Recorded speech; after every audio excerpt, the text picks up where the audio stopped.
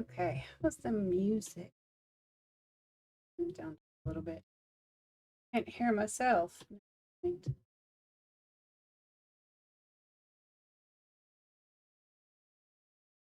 Okay, so today I'm going to color this with Copics, and I'm going to fix my camera.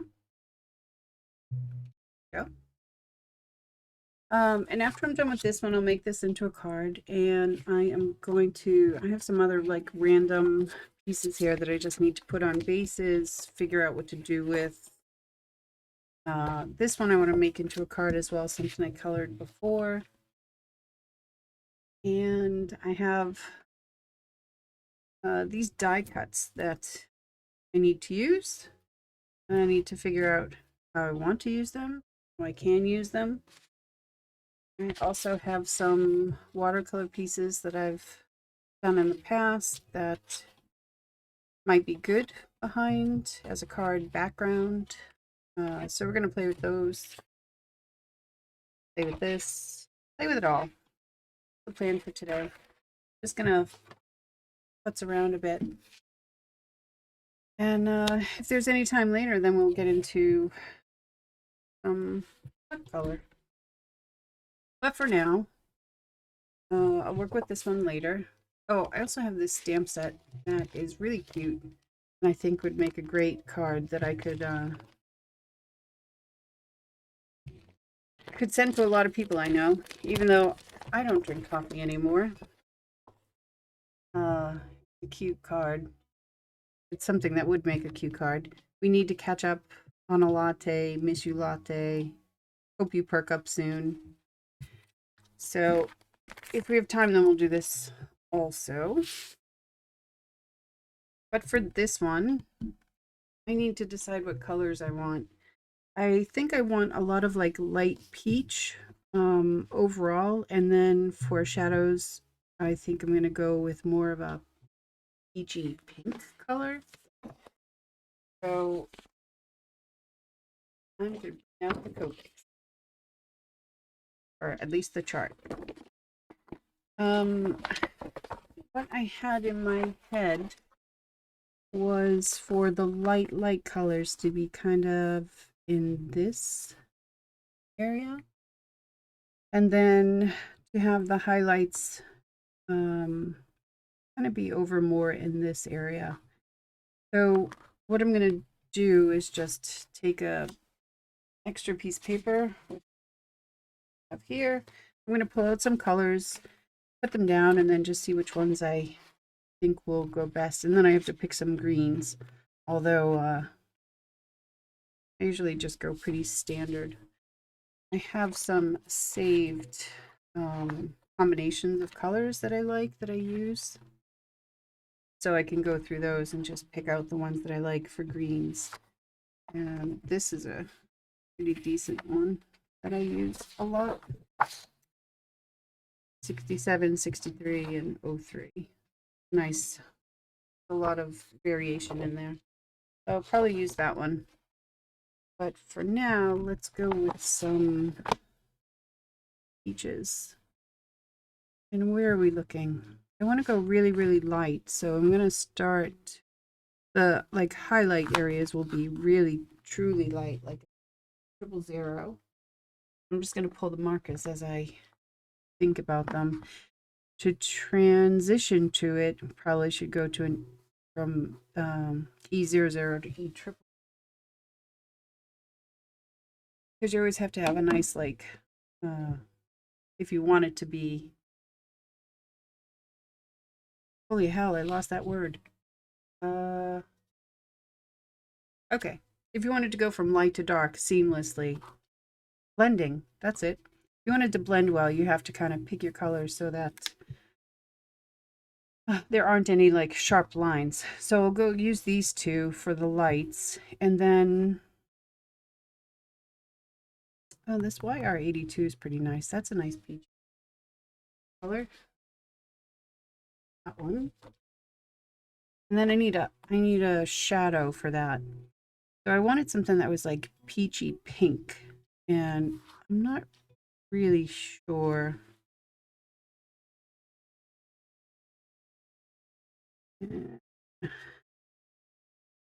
It's not really, if you compare, what is this, YR82, it's not really dark enough to give like a good shadow, but it is a good transition color. So I'll just go darker in the same family and go to R25 and RV and see how those look. A lot of colors, or what did I say, RV25? And finding them sometimes can be a little irritating. So we're gonna definitely go with these lighter colors.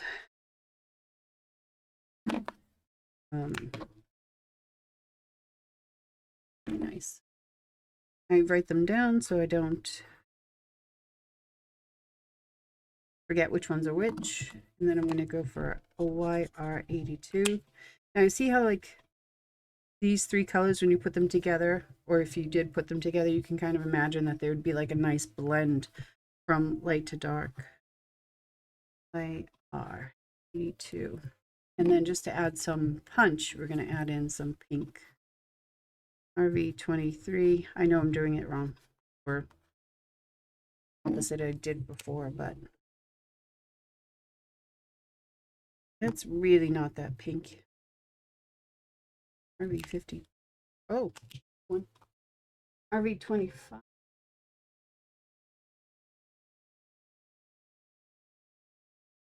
Oh, and I can already tell that I'm probably not going to like these two. So I think I'll look again. RV42 could be a nice mix, and then maybe even just like an R32. I think I want it a little bit darker. That. Let me try the RV40. Those are not going to fly.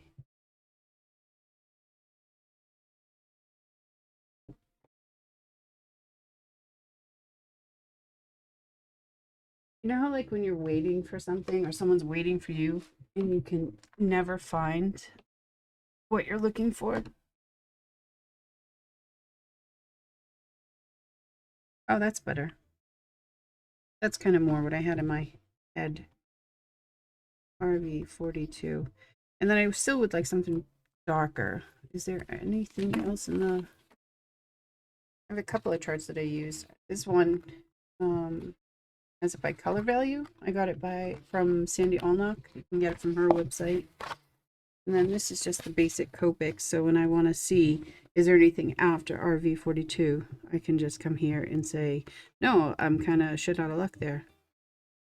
So I think we're going to have to go into the reds a bit. Maybe RV42. I don't want to stay in the same area. So maybe a 24. And then when I go over it with the 42, it'll kind of glaze over it and lighten up just a little bit. But really, the only way to know is to try. So quite bright. So these are a no. So now I'm just going to take all of them, RV42, and go in order and just blend and make a little, see how that will work. It's not going to be as, ooh, that might work well. It's not going to have as many sharp lines as this does because they're not going to just be flat lines. But that's actually a pretty good blend right there. The red gets lightened by going over it with the other markers. So actually might work out well. The best part is you can always change it up if you need to. But I'm going to stick with this for now. And see how that goes. So, and for the greens, I'm going to stay with light, and I'm going to find maybe YG 6763. tend to use the same ones unless I'm really going for drama. I don't think it needs. It's a pretty flower, and it's supposed to just be sending you happiest of thoughts. Sending you the happiest of thoughts. So I'm just gonna see how that works. And I wanted to just bear with me. Hang on.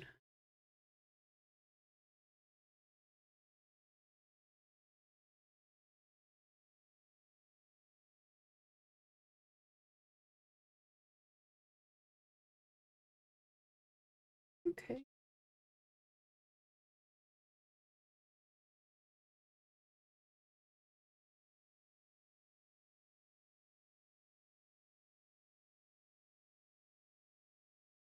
All right. Oops. About that. Okay. So I'm gonna need a yellow in here too. I'll probably do something similar to this. This is a very classic inner flower color. But I will do greens later, so put those aside. And then I usually like to put these in order because I try to continuously go through the same order from dark to light. And I'm just going to pick one petal and go. And I'm just going to see what the flower is doing right now. So here's one flower, and there's all of these petals. And then under here, it looks like there's another flower kind of peeking through. And then another one that hasn't quite opened here. A bud, beginning of a bud, beginning of a bud, beginning of a bud. I may do some of those green with a little bit of color because that's how usually they grow. But yeah, I'm gonna take a sip of water because already I am parched. This is my water bottle, Bertha, and it's so that I can drink enough water in the day. My friend and I have it, and she wins all the time because she always drinks it. But I'm catching up slowly.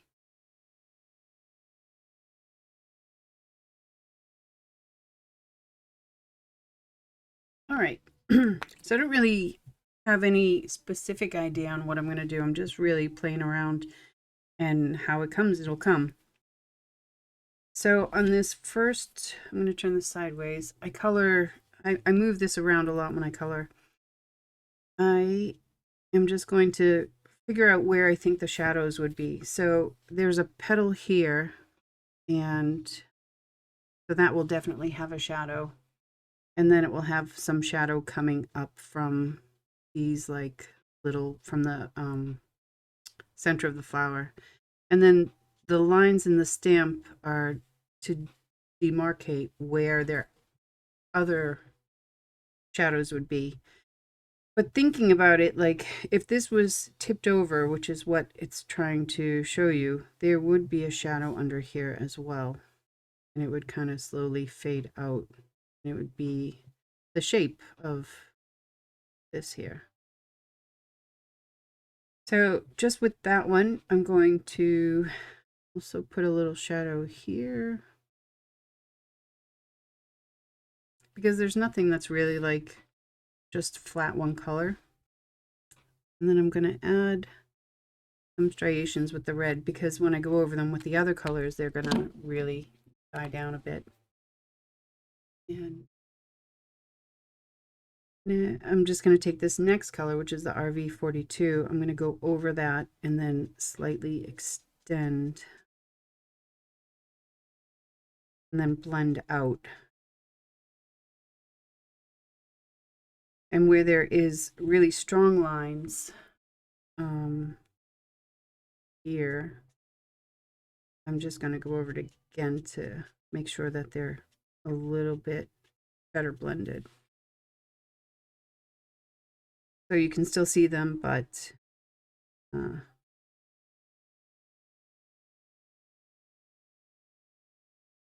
it's not as strong a line. I want a stronger line there because I want people to know that there's a shadow there. I'm going to touch up that red. And then the highlights of the card are going to be on this side here, and then over here, and then up at the top. So I'm just going to take the other colors that I have and slowly fill them in. And I'm just using a light amount. And we'll see what this looks like after. I may not like it at all, but you have to start somewhere. And this is how I start. So then I have just one color after this one, and I'm just going to make this line a little bit more, not as sharp, more rounded. And so that will blend out. And bring this up here. And finish off with the lightest color and make sure that I blend that in towards the others. It's going to take a bit before it dries, and you'll see like the proper color of it. So until that happens, we'll just go on and do another petal. Somewhat okay, but moving on. I do like to not do the ones right next to it. I kind of like to, almost in watercolor fashion, jump around a little bit. It gives it time for me to see actually how much I like of it.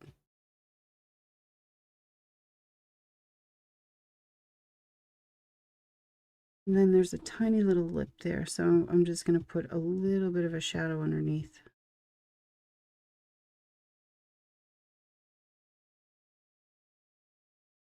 And then we'll just go through the same colors again. Make sure that we're blending them so you don't see any really strong lines.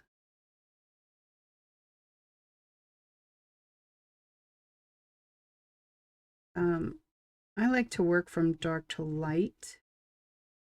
But there's a lot of people, probably the majority of people that work with Copics that, or any kind of drawing or coloring actually, they like to go from light to dark, which means that they would take this lightest marker and just fill in a petal.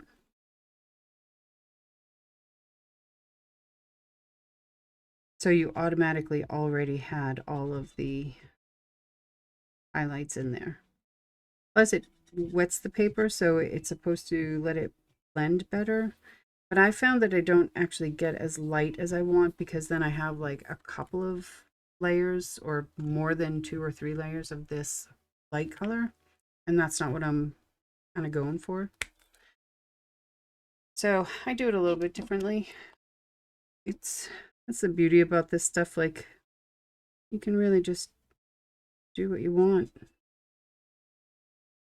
I don't want this shadow to go too far down, so I'm not actually going to extend. I'm just going to lighten a little bit with this there.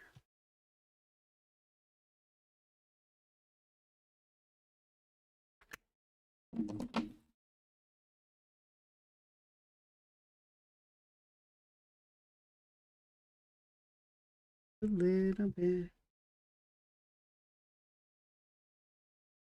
Now, I'm coloring in here with my second lightest color because I don't really think that there's going to be much of a highlight there. I will go over it with the lightest just to blend it a little bit, but here is where the biggest highlight is, so I'm leaving that here for this. You're probably going to get dizzy with how much I spin my cards, but it works for me. Another petal done. Not too bad. We'll stay with this color. I do like the peach, and I think the red gives it a little bit of a different shadow. Yes, queen, do what you want. Thank you. I will. I hope you're writing while I'm doing this. Uh,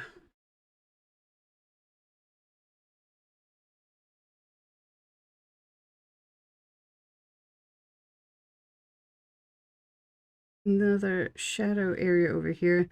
This stamp has a lot of petals that have multiple, have the tips pointing into the flower, which happens really quite naturally in nature, but sometimes it's hard to figure out exactly what you want to do when you see that, because you can just leave it completely light. Or if the light was coming from this direction, then this would be completely dark. And then the light would be all right here and dark and dark. I kind of tend to do a light from above so that the highlights are, when you're looking at it, um, the places that you would think that they would be.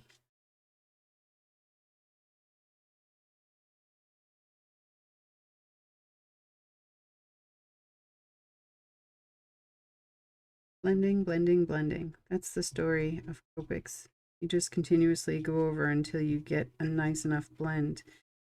And then later on, if we don't think these shadows are dark enough, then we can go back and add more and make them stand out a little bit.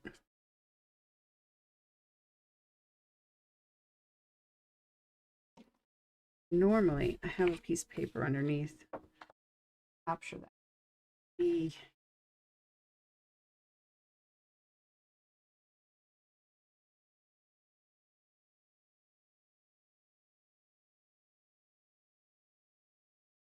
Just a spare piece I used from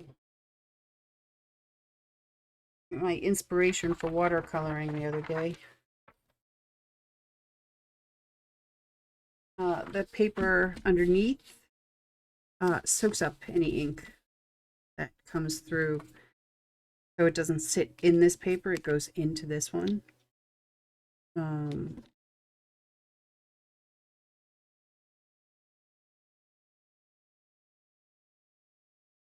so used to coloring by myself and not ever saying anything. I'm struggling with things to think of.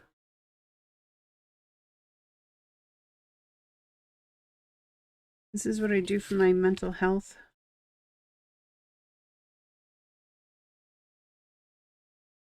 Being creative is the best thing you can do for your brain. Doesn't have to be coloring, obviously, but any kind of creativity helps.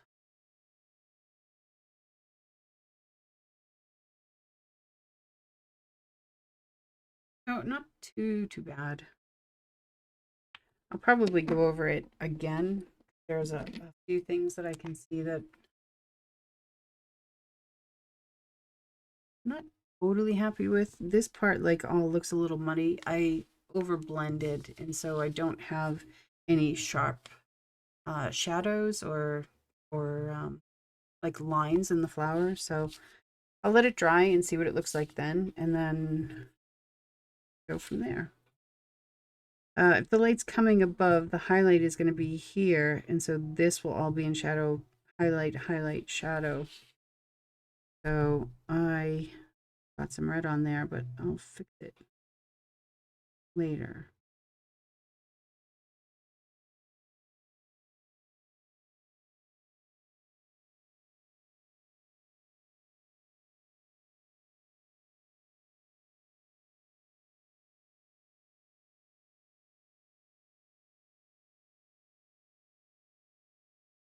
This one will be more heavily shadowed than any of the others because it's so in on itself.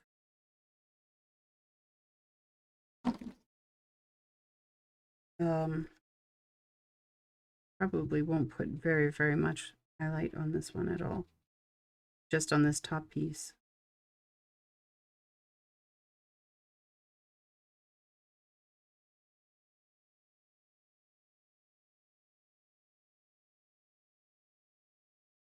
All I'm doing is continuously going over so that the line between the two colors disappears. And then as I add more colors, this is slightly more peach, so it's going to lighten it a little bit and also tint it so that it's more peach than red. And then I don't think I'll do the lightest on this bottom layer here, but I will come up here and do that top one.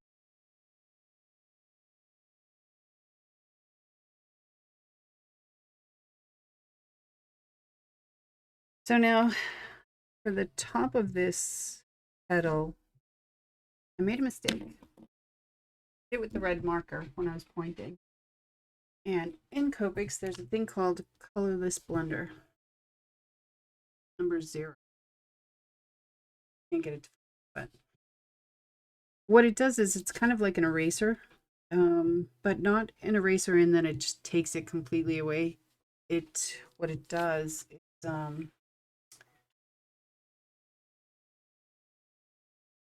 that little spot right there, you're not even going to really see it, but it's going to drive me crazy. So I'm going to take it away. And when you put the colorless blender over it, it just lights it because it's almost like pure alcohol. So it'll just lighten it so that any other colors I use will be able to take that place instead. So go over it and then I will let it dry. So I'll do something else until that's dry. And Copic's dry actually really pretty quick. You don't have a long way to wait because it's alcohol ink. So like one of the good parts, but you do still have to wait a little bit.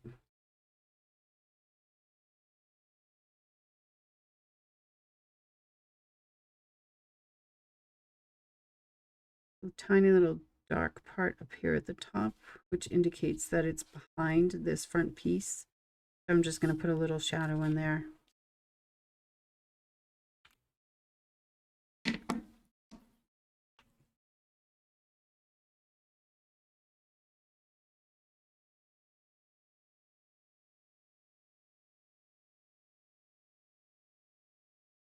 How's your day going?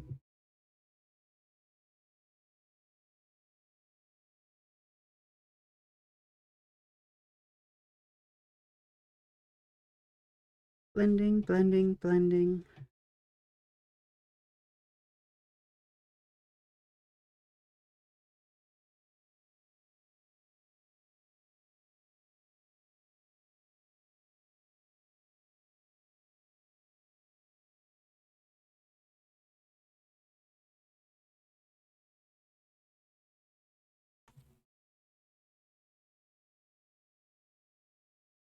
Need to change my light next. Being a shadow of my head. If I do that now, everything will all shake and be crappy. Next time.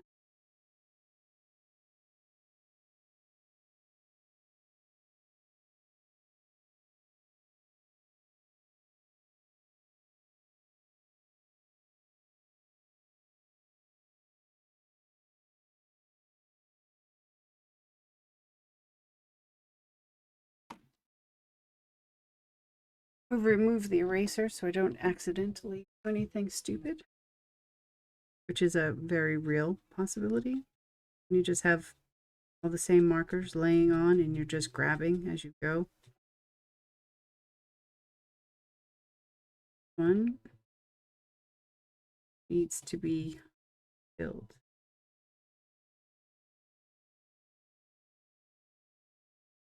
So, take a peek how bad it is. Oh, it's really super bad. Really super bad. There's two ends to these markers. There's this chisel tip, which gives you a nice flat, strong line. So if I use a marker that actually has ink, you can see. And then this other one is called the brush tip, and it's the one that lets you get fine details and really good for blending, and it's flexible, bends. So you have a lot more control, even though it's more flexible. But since this is almost empty and I'm not even remotely done this card, you're going to see a treat. So I'm going to fill it for you. So Copic card, no, Copic marker maintenance. Pretty good. Getting work done and watching art being made is soothing. Oh, aren't you so sweet? Number is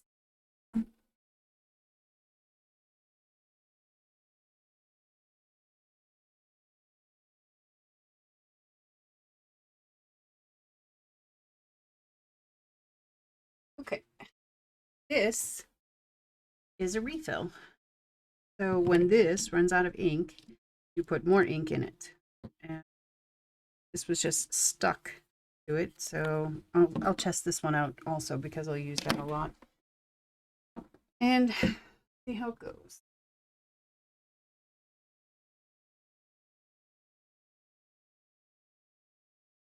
Step 1 is to remove all the things that you don't want to get ruined. Step 2, take off your covers. I like to put them facing me with the numbers so that when I put all of these together, I know that I am putting in the right ink. Because I cannot tell you how damaging it is if you put in different ink than the one that fits there. I'm just going to drop in about that much. There's like a cartridge inside that keeps the ink and then distributes both sides. Reach down to the cartridge. So I'm going to let this sit for a second. Oh, clean that too while I'm at it. Let it sit, and then I'm going to do something else. What that is, I don't really know because I'm distracted. And I have to move all my candy to find my cleaning sword, which I could not find.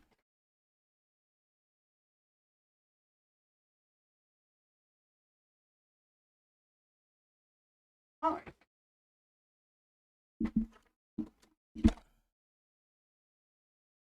The reason why I don't have a face cam is because I have so much crap behind me.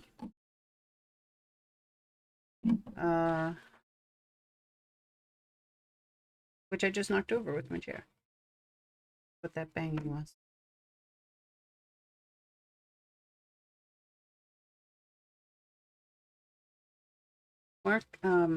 Ink builds up in the inside of the marker from when you're putting the cap on and off, and then it gets sticky. It's hard to be removed and more stuff. So you clean the inside of the cap, you clean this part of the barrel, and then it's all good to go. Things come and go nice and quickly. So I was going to test this one too. Oh. That one has good ink. You can't really see the color, but you can see that there's, you can see the line of it. But I could actually add a little bit more, just in case. So, E triple pro, E triple.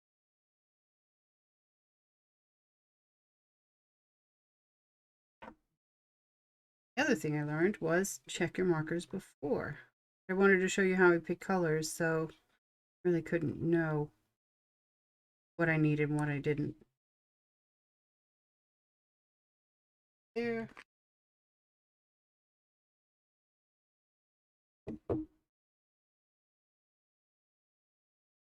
All right. You do this for a lot of markers and you don't use any kind of gloves, you have many colored fingers now. Let those rest a little bit, let the ink move around, put away all the things. Might actually pick up the stuff that fell behind me.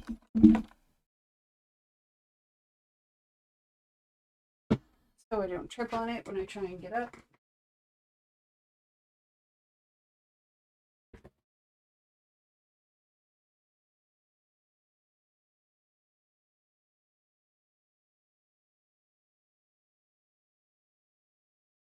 Stamps and boxes.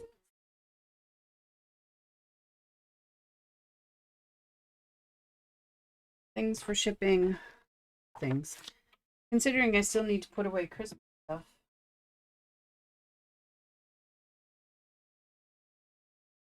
I'm actually doing pretty good that you can just see my desk. Haha. Okay. On this one here, we were on the E00, so we'll go back to the lightest. And now all of this stuff that's white over here, don't want that to be distracting, is highlight. So everything over here is all the highlight of the flower, a little bit of color for shadow and just natural variations in the flower's petal. Let that dry. Next, I'm going to do, go back to this tip. And that's going to have the most highlight, but it still won't be just one color. So I'm going to start in the middle of the pack of colors and just put a little shadow underneath here and then slowly blend it out with my lightest. Except that was not actually the one I wanted. But that's okay. Because you don't know what's in my head, so you don't know that anything's a mistake. Perfect. Works for me. I had a little bit of the red shadow color bleed out over here. So I'm just going to go over it a bit and lighten it up with this lightest color. So let that dry. Next, we're back here. And because most of it is in shadow, a lot of it, just the tips here will be light. So I'm going to draw a line around, show that this is behind, and then this is kind of tipping away from the light.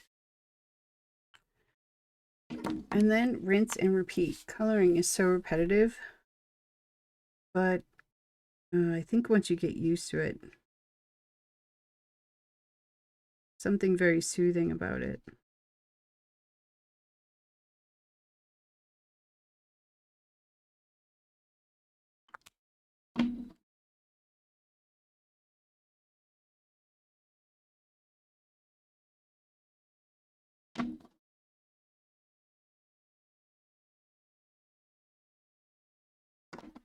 And then this is the lightest color, and then I will go over the part that isn't colored and then into the part that is to lighten it up a bit and blend it. And when it dries, there'll be more shadow behind the petal and then a lot of highlight on the edge. Only a few more petals on this one, we're done. And then we'll reevaluate and see what else it needs. So there's going to be a shadow here because this is sitting in front.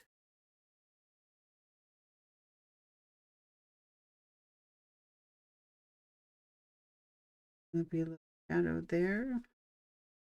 And as always, shadow coming up from the flower. Actually, it doesn't always have to have. There are many flowers that have the darker side, darker part of the flower at the tip than the center, but not the way I wanted to color this one. And that is the beauty of art.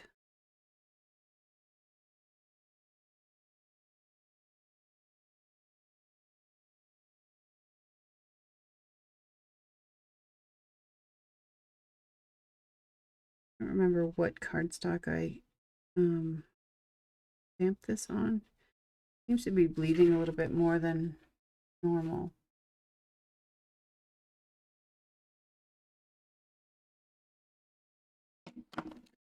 That's okay. Bleeding just means when the marker goes past where you're putting it.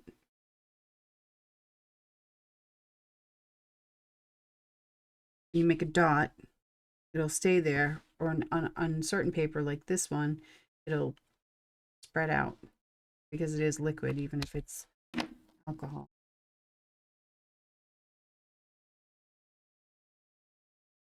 Connect those pieces there, that lightly, and then prepare this to be the main highlight.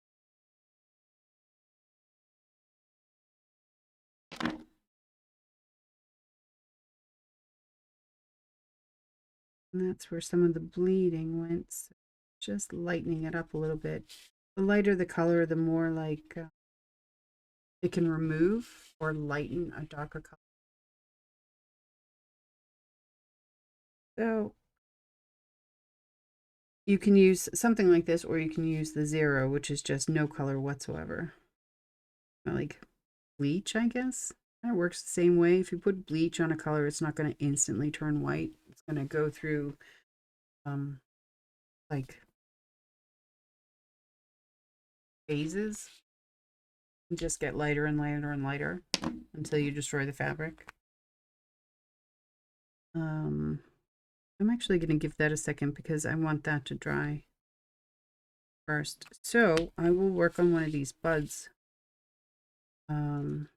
This one will just be starting to get color, but we'll still have some green on it. So what I'm going to do is work with the lightest colors, and from this medium peach, I'm going to put the peach in like the darkest areas, or like where there is would be a normal shadow, and then some of these striations here. It's going to be really light because it's new, right? And then I'm going to fill in all of this with the second lightest, and then fill in the top with the lightest. And then I'm going to take the lightest green that I have and fill this in at the bottom. So you can tell that it's a new bud.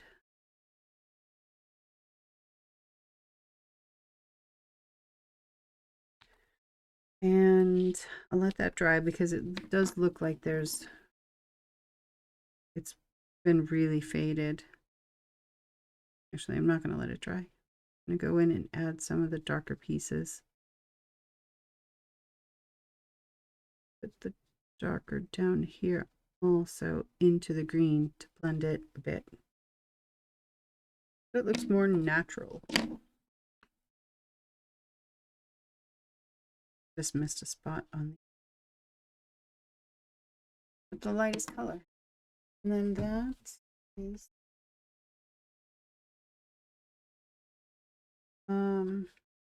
there is this little section here that doesn't really look anything.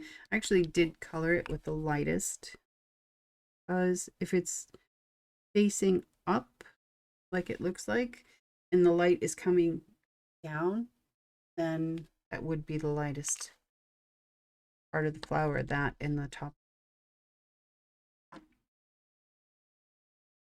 I'm going to give that a little bit more to dry. So I'm just going to take the greens that I have and do some of the stems while I'm waiting, because they're over here. The darkest green is going to indicate shadow and striation, and this is a smaller bud, so it's going to have more green than color. And then here and here, and this is the darkest green that I have. And then I'll just go through from dark to medium to light. And for this one, if the light is coming down, you're going to have, it's really small, so you can't get as much detail in as you want. But essentially, you'd have a light stripe in the middle, and then medium on the other side, so that like a curved object. but it's so tiny that you can't really do that. So I'm really just going to use this medium to blend it out, blend out the darker. So it goes into, blends into the lighter one better.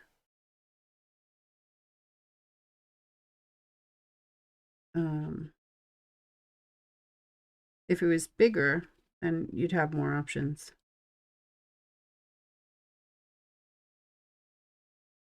But let's be honest, who's really going to take a microscope to any of these things? As long as it looks like there is shadow and highlights, I've done my job. I'm not coloring for the Smithsonian or anything. All right, so I will get back. It's had time to dry. I'm going to finish this last one, and then I'm just going to take a look and see where I want to make things darker or lighter.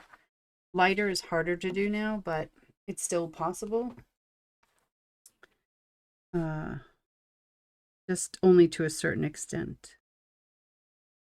And then this is all behind here, so it's going to be shadow.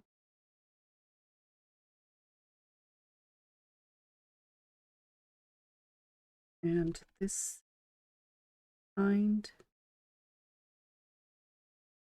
And this little piece here.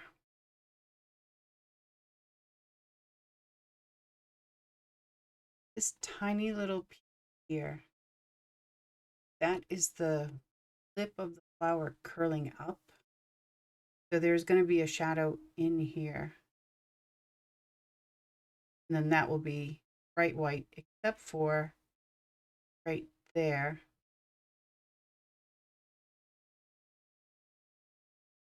Except for right there where it shows that it's underneath the petal.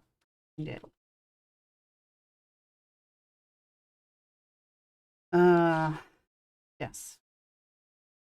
But it's also such a small thing.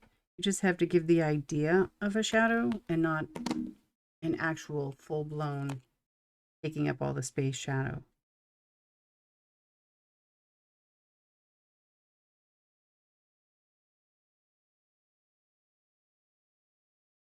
Music and it disappeared.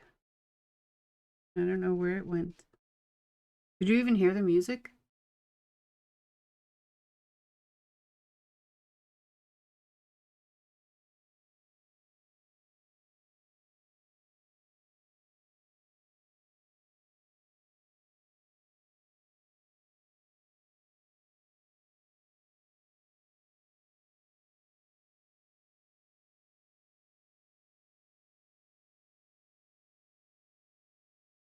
Can't hear any music. No. Well, no, neither can I actually. So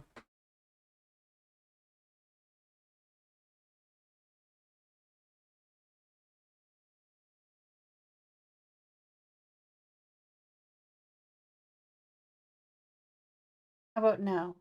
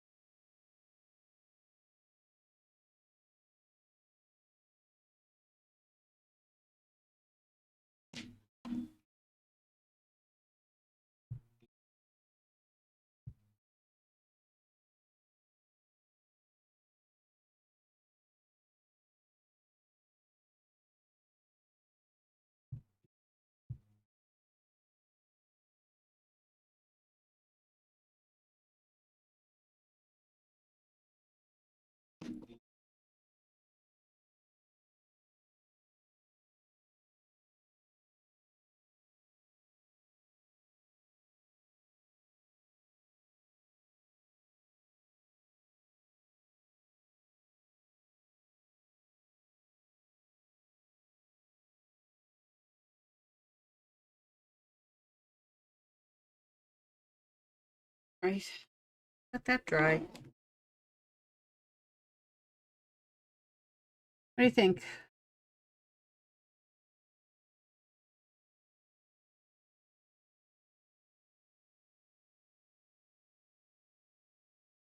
Oh,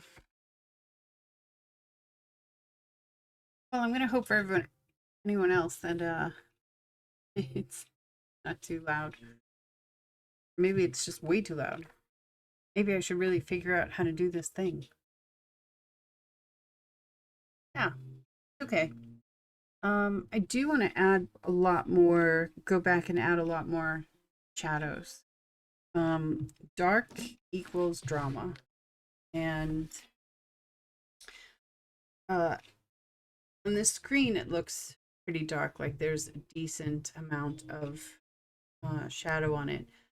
But in real life, it's far, far less for me. We go slow.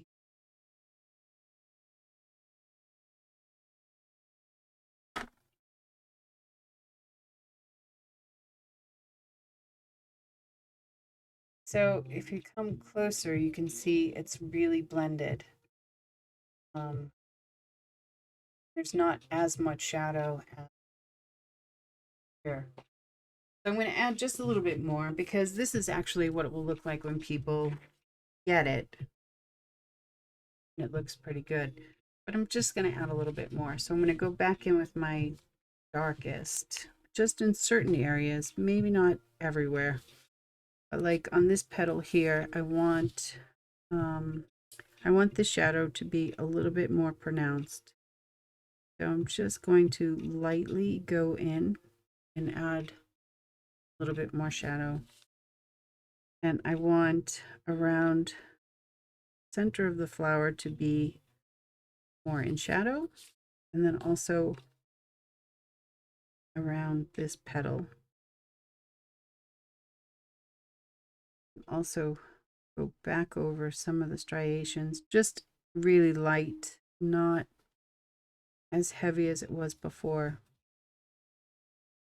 And I'm not sure, can you see a difference?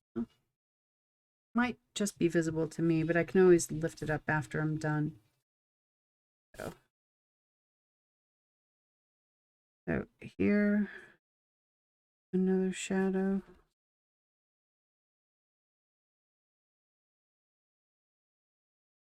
More striations, more around the center.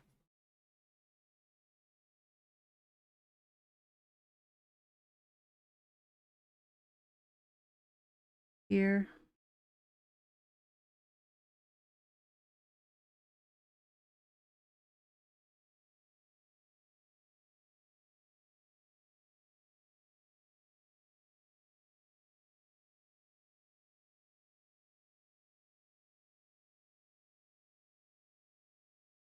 One behind here. I just did.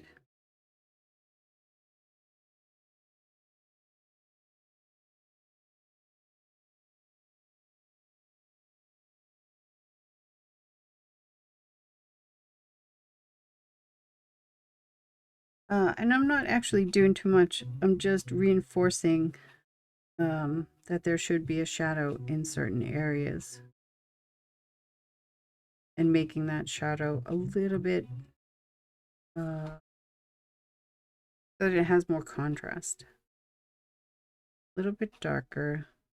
So it actually looks like a proper shadow.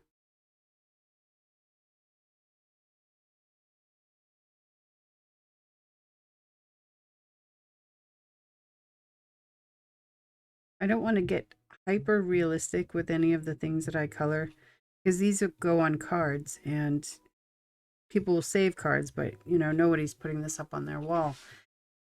So I don't really try for hyper realism. I just try for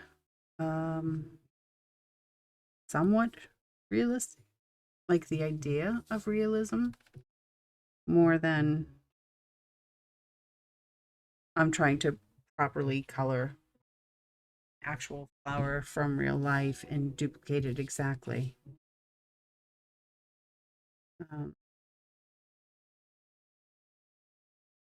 There's a little bit of a balance between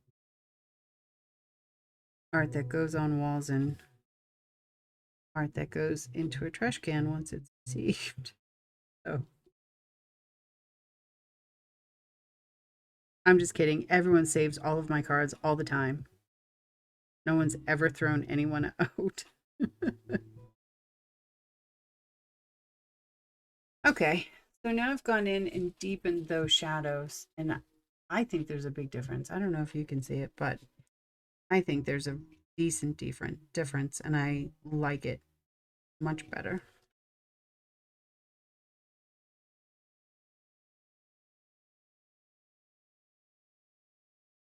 So I'm going to move on. I'm going to just do this flower underneath here, and I'm going to do the exact same thing. I'm probably, there's a couple of ways flowers open and behave like in the wild, in nature. They're either, if it's a colored flower, it's either really light, it's a really light bud, and then the color comes in after, or it's a really dark bud and then it lightens up after. This is a magnolia, and I don't actually know what those do, but it really doesn't matter because I don't even think magnolias come in these colors. So I just need to decide, do I want the buds lighter or darker? I think I want them lighter, so I'll use the red just for shadows, just for where petals are overlapping each other. And then all of the other, the darker colors will come from this peach. And then a lot of it will be these two lightest. So what I'm going to do, since this is really small, I'm going to just color it all at once. The main focal flower, I like to do each petal separately and give it time to dry and see where it's going. But these smaller like background flowers, they're going to be a little bit more muted and not as like sharp as this main flower. So I'm just going to color it at once, and I'm going to go through and add in everywhere there should be a shadow, but then I'm not going to reinforce that after.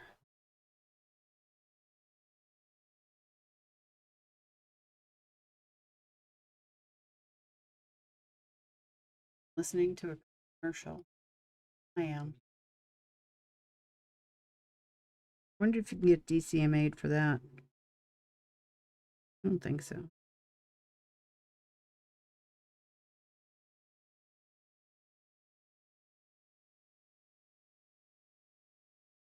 So one is coming over this here. Shadow will be under. And this one under here. This is going to be there. And that's really all I think. Oh, one is flipping, turning in on itself. So out of there. But I think that's really all I'm going to do with this color. The inside there. And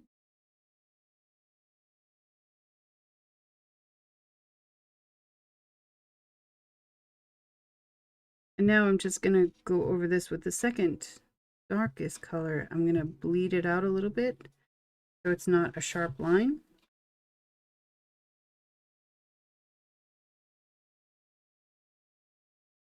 Because this flower is going to be overall much lighter. So I'm not going to go out as much. Oh, I missed one there.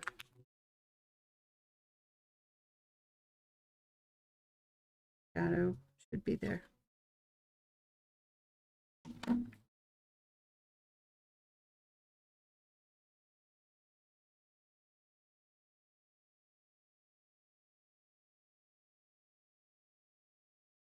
And I missed one there too.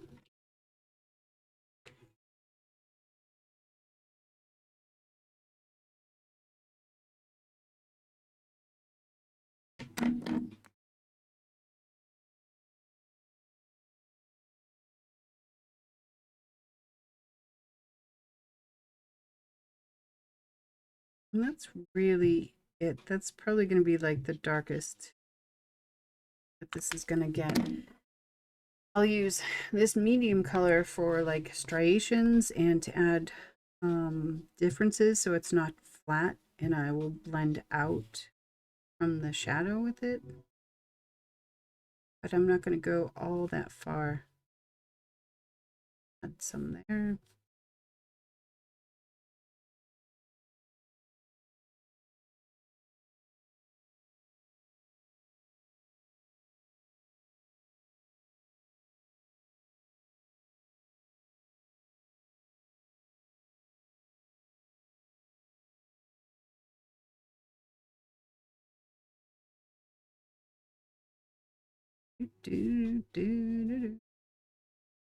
That one is in shadow itself, so I'm going to use the darkest color to just fill that little piece in there.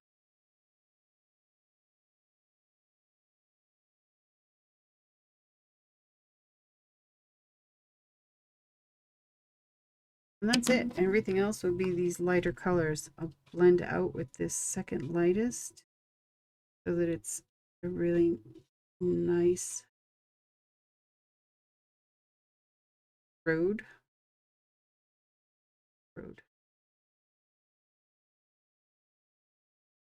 So that the lightest color has an easier time blending. And then I'm going to wash over everything, this lightest one. Make it all come together.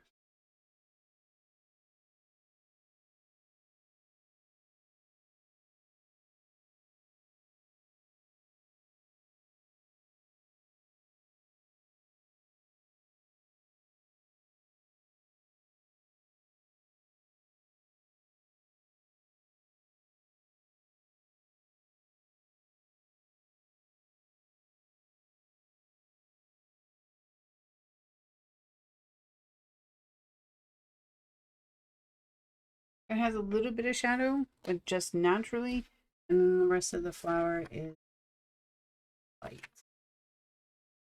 And then this one will be like a little bit of an in-between because it's only partially open. It's not fully closed, it's not fully open. So it will also just have red for shadows. And I'm going to color it all at the same time too. Really just the focal flowers that I like to give a lot of individual attention to the petals because that's the one that's really going to be seen. Let's go and put shadow everywhere I think there should be shadow. Anytime a petal overlaps another, there will be shadow.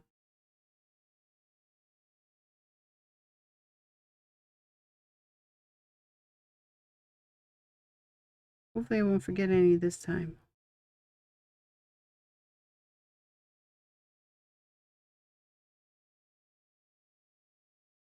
Holding in on itself, so give that a little shadow. Shadow for you, shadow for you, shadow for everyone. Shadow here, overlapping. Shadow here, overlapping. This one is curling in on itself too. Shadow there. Now it just looks like a bunch of red lines. That's okay, it won't stay that way. Did I get everything? I think I did.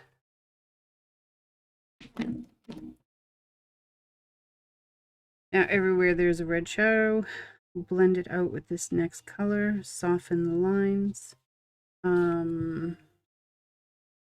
Since this is on the bottom, I'm going to put a little bit here to show a little bit of shadow underneath.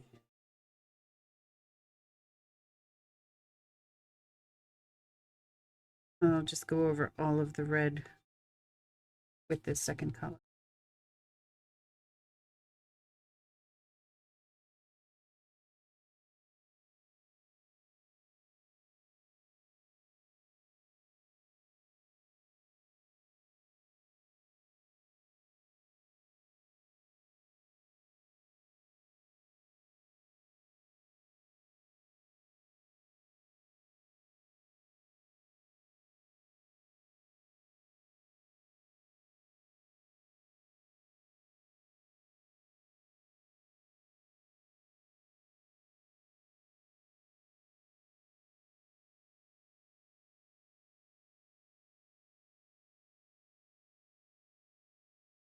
So now that's been, the shadows have been, the red in the shadows have been softened down with the second color. I'll go over it with this one and slightly extend to make it a little bit more peach so it stays in the same color scheme as the rest.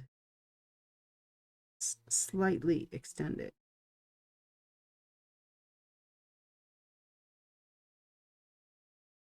I want a good balance of light and dark.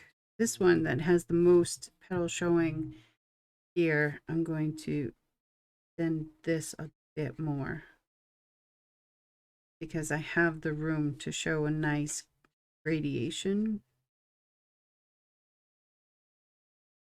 So I'm going to show, is that a word? Great.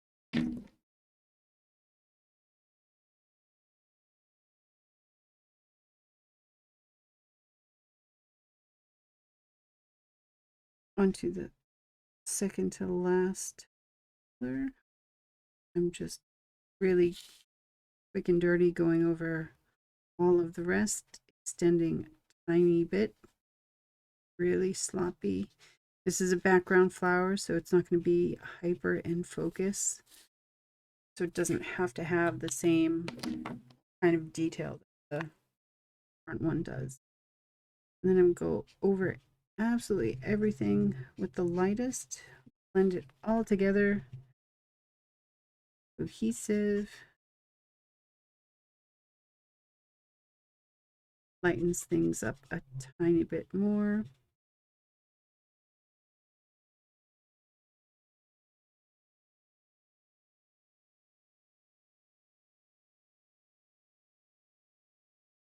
Shadows, funny.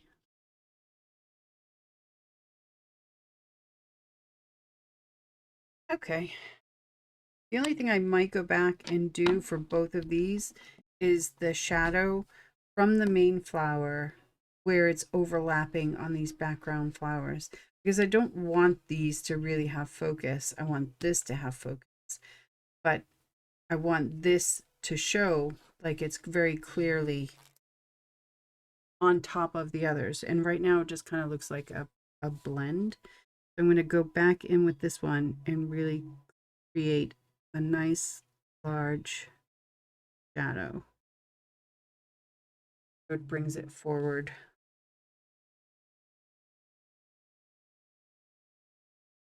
And it gives a demarcation between the foreground and the background. I blend it out a bit. The edges. I'm not going to go through all of them again. I just want it to be a little bit softer on the edge, like a proper shadow would be. Unless it's like the light is here and an object is here and it's very close, then you have like a really dark line where there's a shadow. So I'm just softening this a little bit.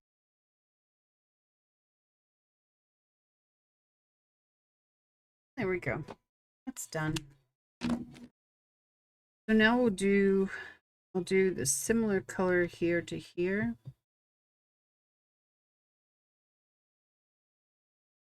I think I'll start with the lightest on this one so that I can add the detail where I want it after.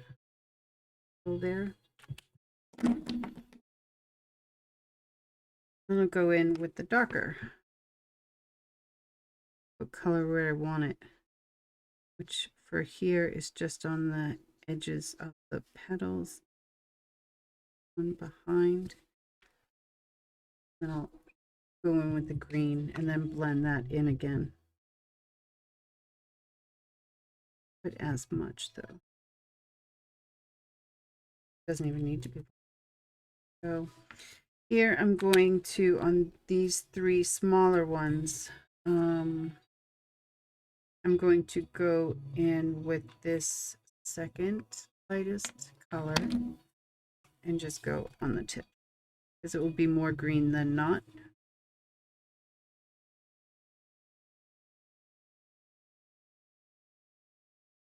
Put it over here too.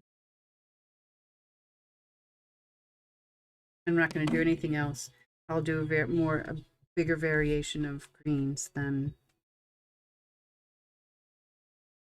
anything else.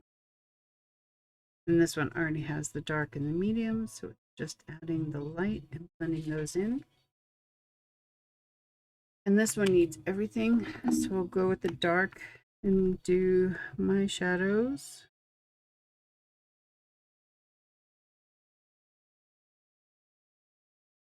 Over here and do these as well. It looks like I missed petal. Could be a leaf. I'll make it a leaf. So the darkest would be next to the flower. And then on these tiny, tiny leaves, there's not a lot of room for detail, so I'm just going to give the idea that it's not flat.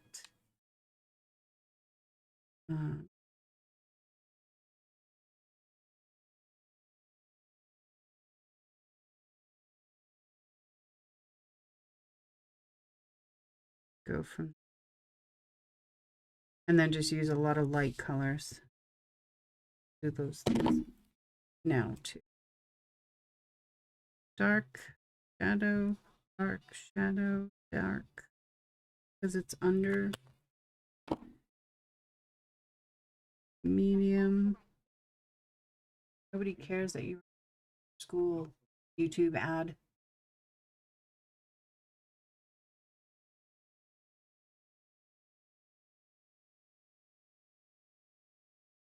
And then I'll go through everything with the lightest of the green, and that's all it will be.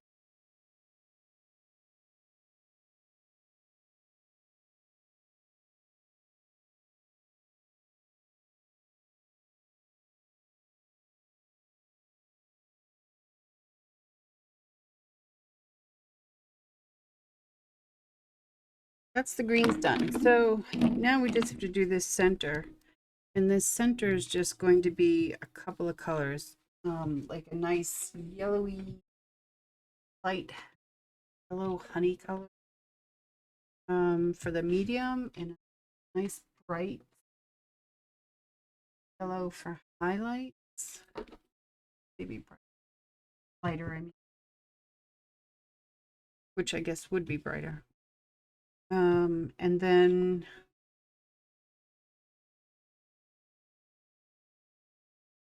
a darker, almost brown, like an orangey brown. And there are a lot of tiny little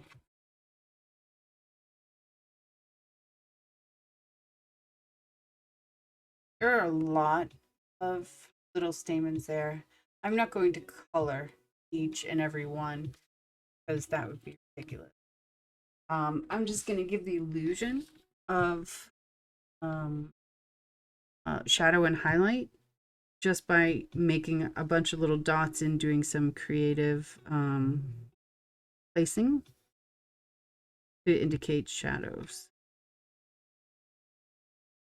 Shadows would be, in this case, deeper in the center where there are smaller ones, and then they would just be out, but everything on the outside would be lighter. So I'm just adding a little brown, and I'm probably will go back in and do that after.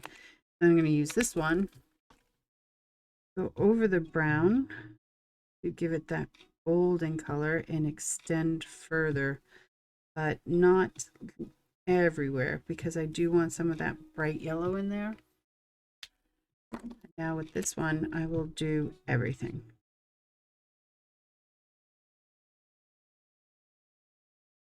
So I don't want any white. I mean, you could leave white and that would be a really pure highlight, but these are so small, you would never really know. And now I'm going to go back in with the brown and just darken up a couple of places here and there to give the illusion of shadow.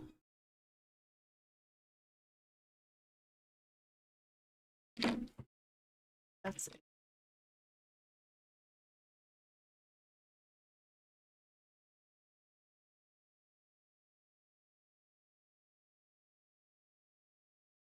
There we go. So there is some light and some dark, and it's not just a flat color, like it's just stuck on the paper. It does look a little bit like there is um, things that are more forward and things that are more back. So uh, it's not the part that people are going to focus on. They're just going to take this in as a whole. That's that one. And then I was thinking that I would create a smaller border. I'm going to trim a little bit off, maybe on just these two sides, and then put another piece of paper behind it that has a mix of the colors, so it kind of matches this peachy reddy color. And then mount it on a card, and then I'm done. That's what I'm going to do. I have a panel here, the exact same size. So when I trim this will stick out behind it. I'm not going to take out too much, just a little bit.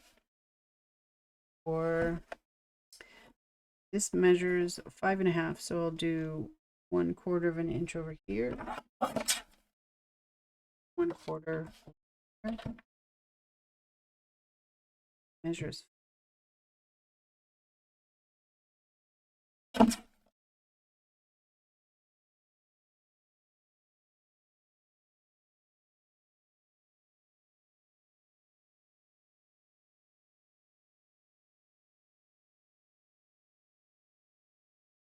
tiny bit more. Okay.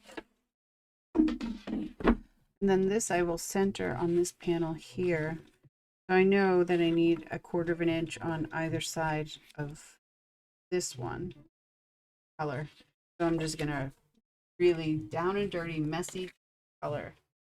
This is just a laminated piece of paper that I use for this stuff. I don't care. I can wipe it clean. And it doesn't get my desk really messy. So I know this is about the area. I'm just going to put a layer of red down.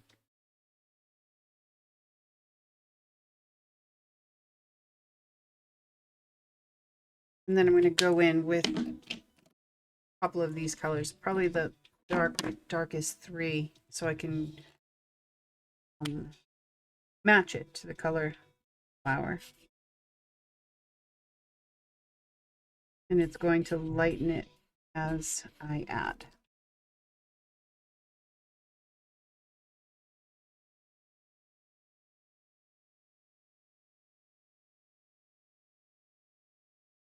And then this one is going to make it more peach tinted than red.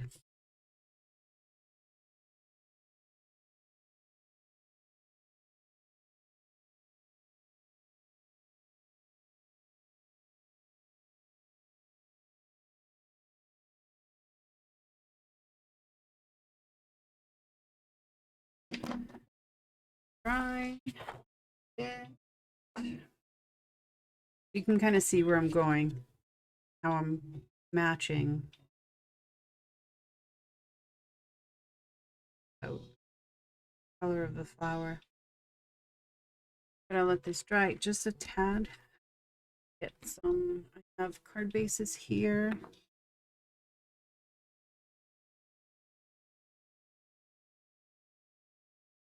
My son's teacher just sent me a picture of him sitting with his friends.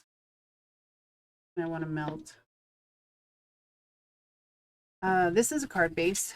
This is, this particular card is an 8.5 by 11 sheet of paper, or it's not paper, it's cardstock, cut in half, and then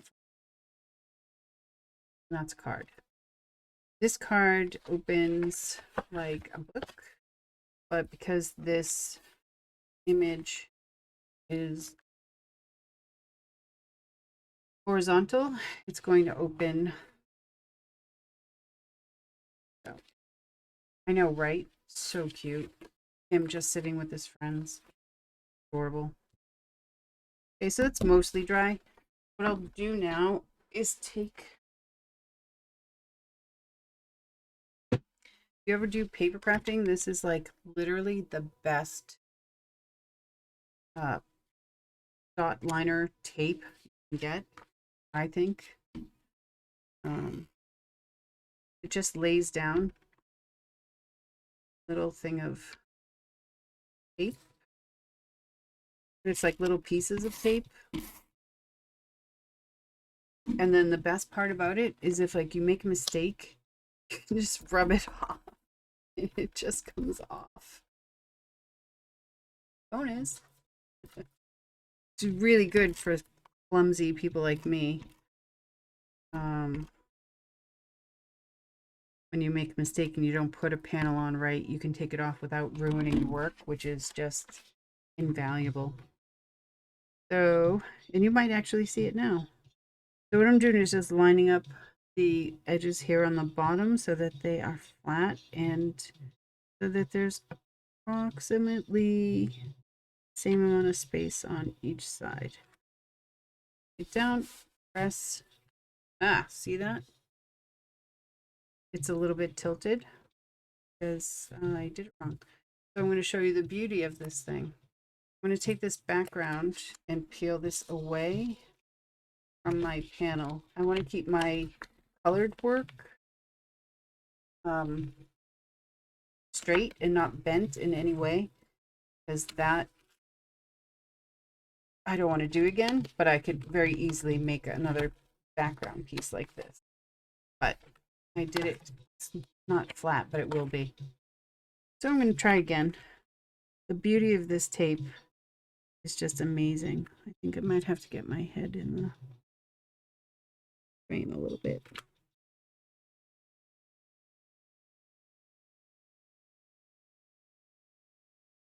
I think that is better. And then it just resticks. How brilliant is that? Brilliant. And then I will just do the same thing and put this on here. And I will add some embellishments here, and then this card is done.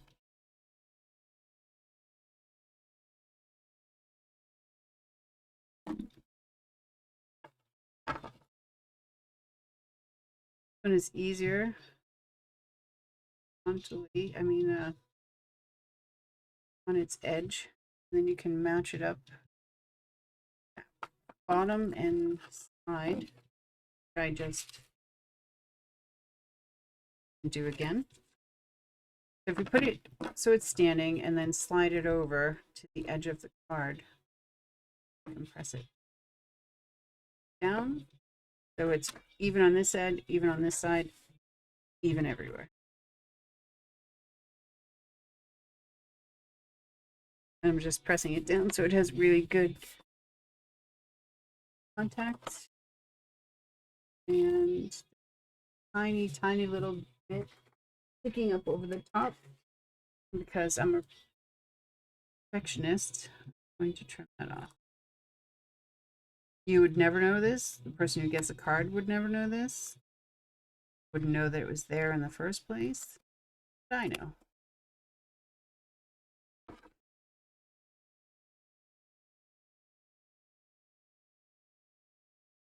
Take those off.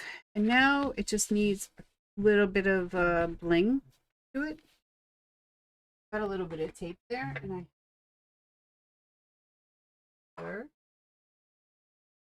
which I cannot find.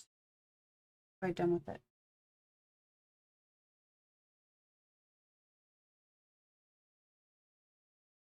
I really can't.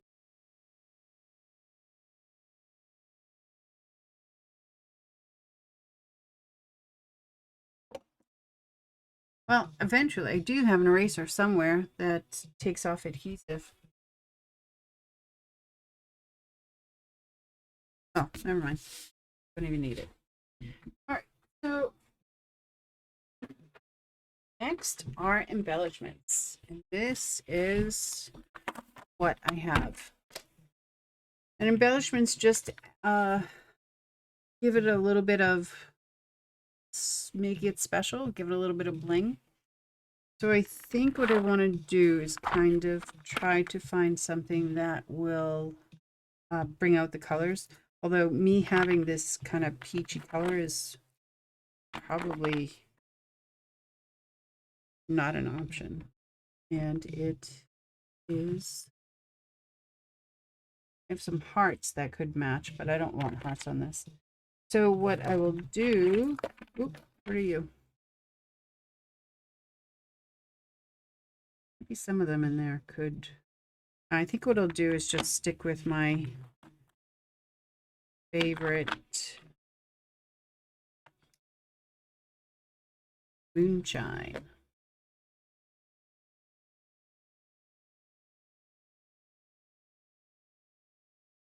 These are just little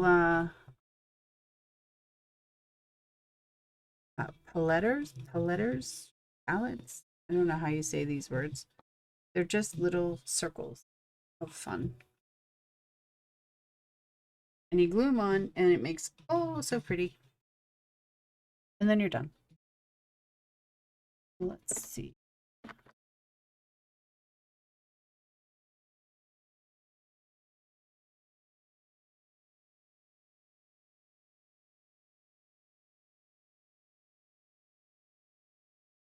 Making sure my glue isn't going to explode.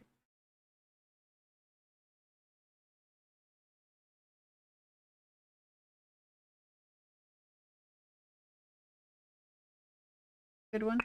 That's the good one. So I'm just going to play around a little bit and see where I want them to go. This is like just a little sticky tool. This is a little tack and it just picks them up usually. And then you can put them down where you want. So I'm just going to take some random pieces, kind of toss them in the general area of where I think they would look the best. It's really easy to overdo these. Don't ask me how I know that. So you have to kind of just play with them a little bit.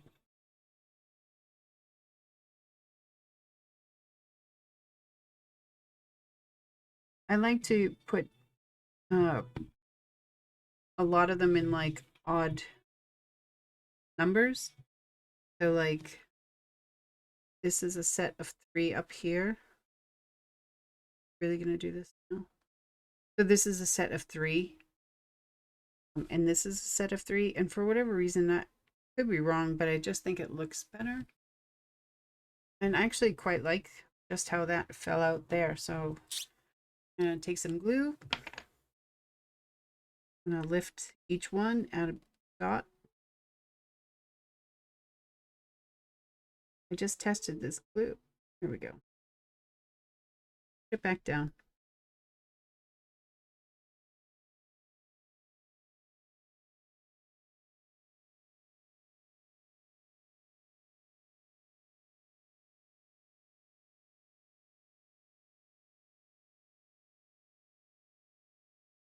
And we are done.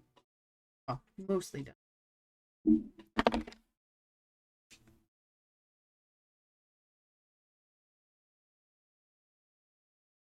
Keep these back in your house.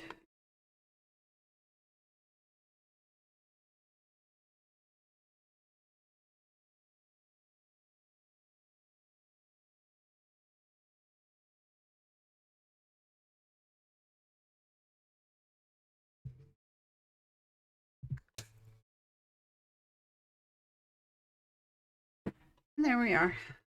Done. If you wanted, you could add a background around it, but I don't think it needs it. I think the focal point should be this flower. And sentiment is I want people to know that I'm sending you the happiest.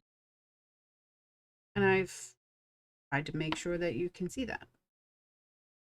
So that is that one done. Put that aside.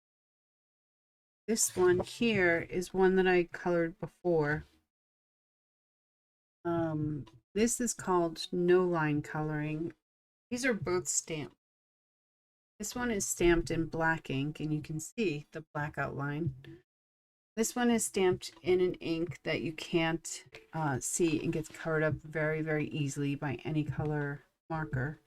So the stamp is there, and I've followed the petals of the stamp, but it doesn't have a dark line. So it looks a softer, maybe a little bit more realistic because there's no black outline like a cartoon. But I need to decide what I want this to be. I think it's done. I don't want to add any background to it or anything.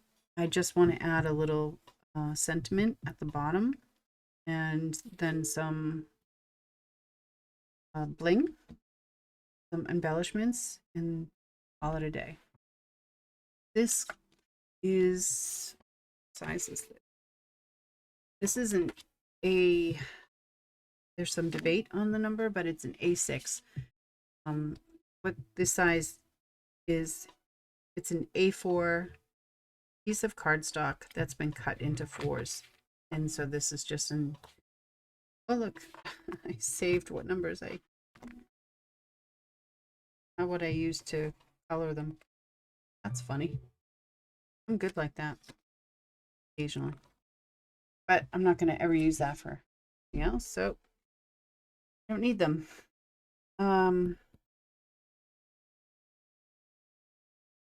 Right, so this is an A6 card, so I need an A6 base, which is an A4 piece of paper cut in half and then folded in half. So this should fit on here. Oh, it's a little bit bigger, but we'll trim it. Trim that excess. Once I get it on the card, I think. But I need to decide what I want it to be. And I need to decide what language I want it to be in.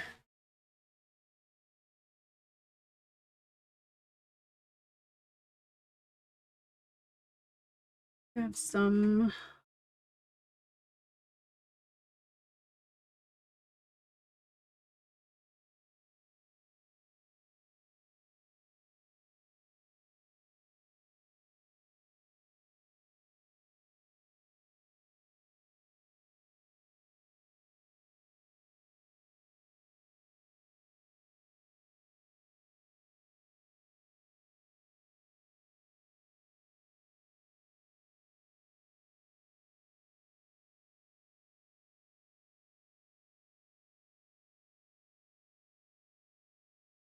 all right, I think I'm gonna stick with Norwegian.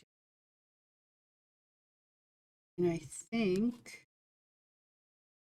I'm going to use one of these, and I think I'm going to emboss it. Make it a little bit more special.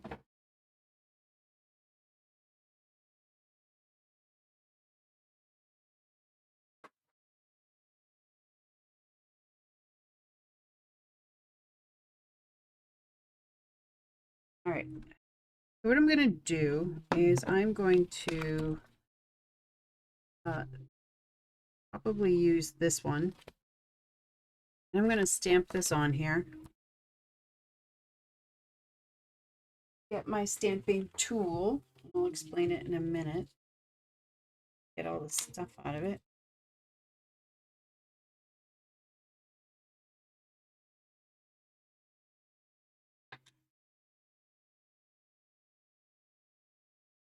This is a stamping tool. This is a Misty. What you do when you want to have precision in your stamping, you card base in there, and then you add your stamp where you think you want it. And adjust it from there, and you can stamp multiple times if you want. Since I'm going to emboss this, I want to make sure it is very clear. It's placed exactly where I want it, and I need to stamp it a couple times so that I can make sure that the embossing powder adheres to it. And straightening it out, it's going to overlap the flower at this bottom part, and I don't know, I think I'm actually going to move it up a little bit more like that. And then you put it on, and then it grabs the stamp, and the stamp stays on here so that you can ink it and stamp it onto the card without a problem. But it also has these grid lines on here so you can actually see if it's straight. And it is. So like that when it's done. But I need to use another old piece of paper.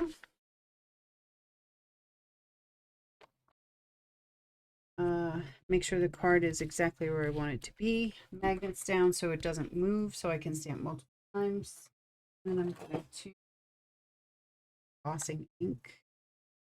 First, I'm going to rub this because I don't know if I've used it before, so I want to just rough it up a little bit.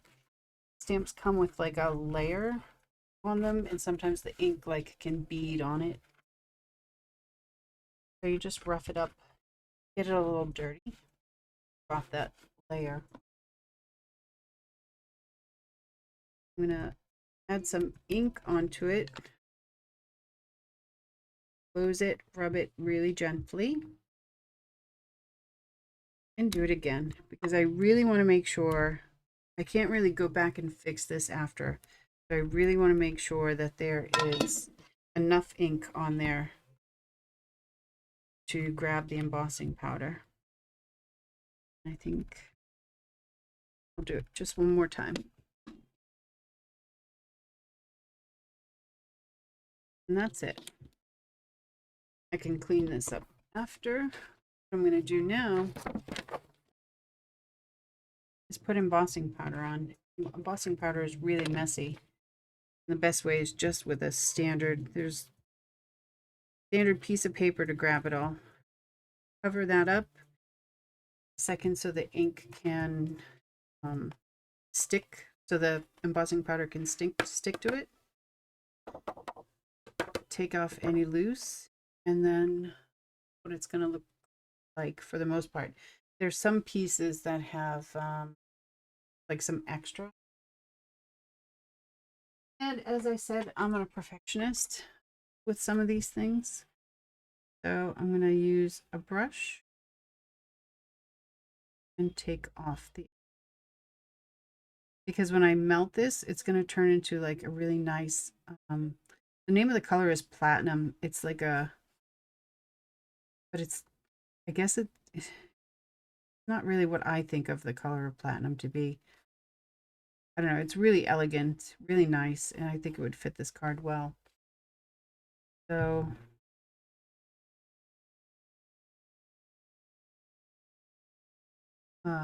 but it will be shiny and it will be melted. Embossing powder is really just little tiny micro beads of plastic, and then you use a gun. Use an embossing gun, which is really like a heat gun, and it melts it. So it's raised and kind of like you've seen on store cards.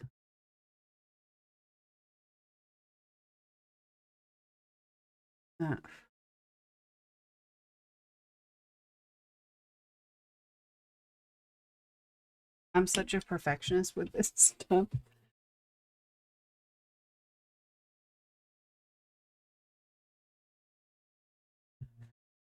It's both a, what is that saying? It's both a curse and a benefit.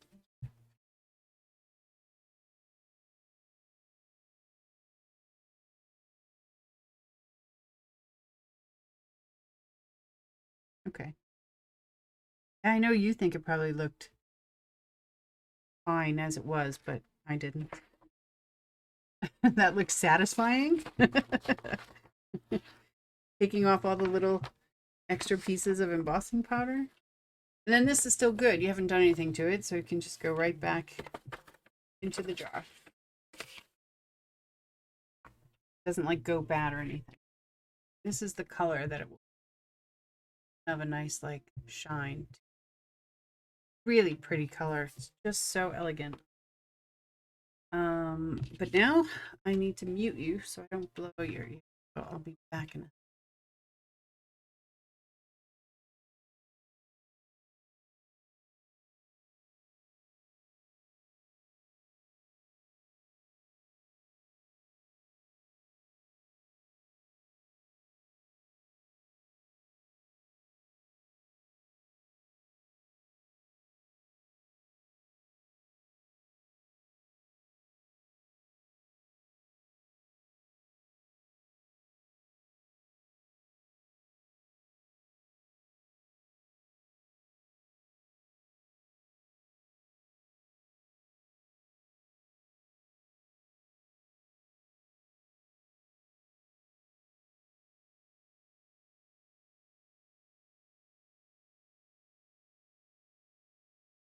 And there you go.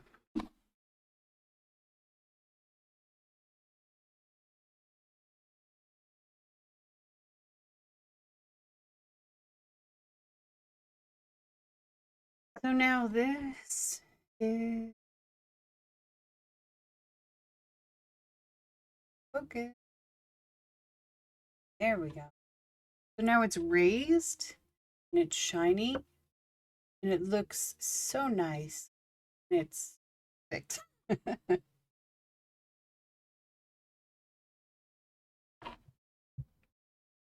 um, so I will just put this on a card base. Because it's longer on one side than the other, I'm going to choose this side and then attach it and then cut off this.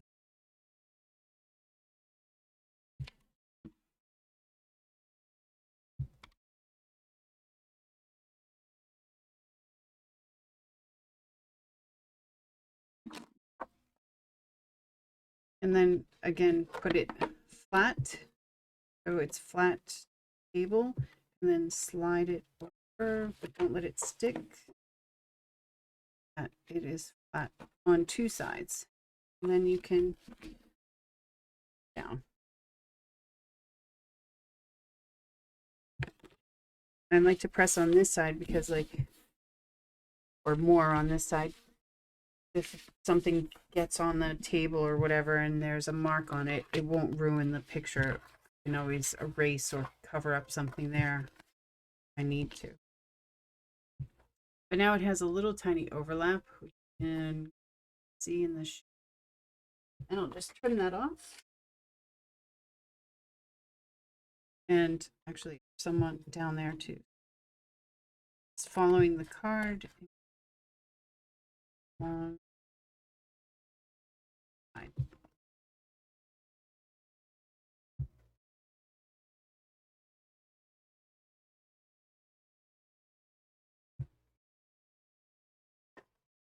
Now it perfectly fits.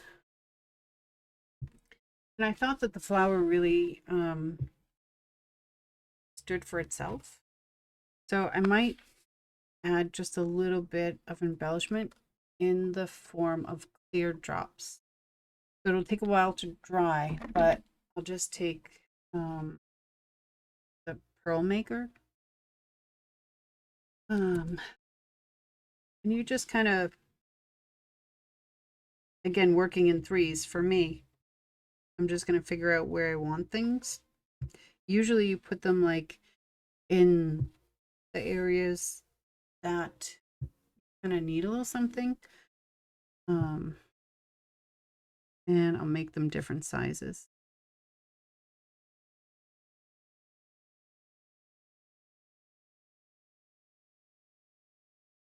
And then here, here. It. When that dries, that will be just a clear drop.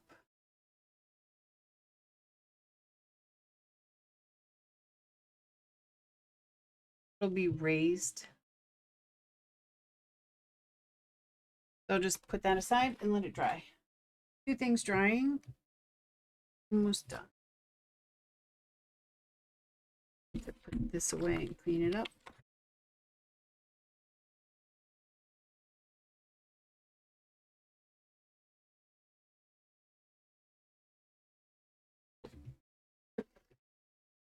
Just a little bit of cleaner and a chamois.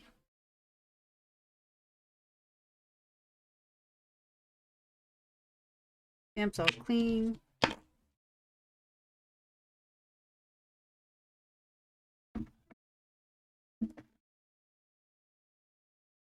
And then I have this piece in here in case I need to stamp on a small piece of paper and I don't want the stamp to touch the edge. I can just put it along. Magnets, the magnets.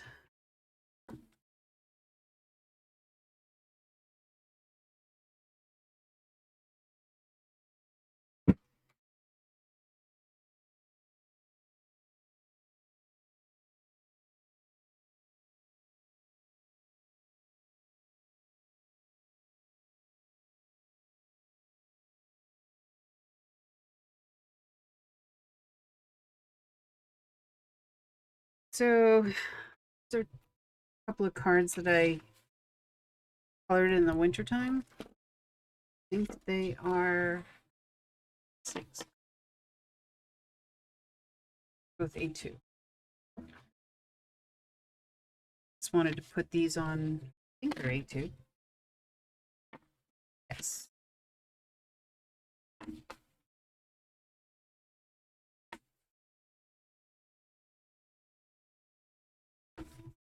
So just put these on bases, and then these can be done also. Look at my productivity today.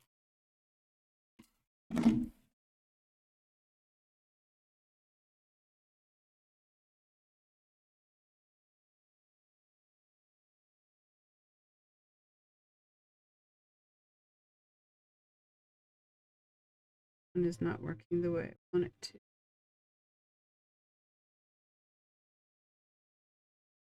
Oh, I think this card is not there. Winning, right? So winning.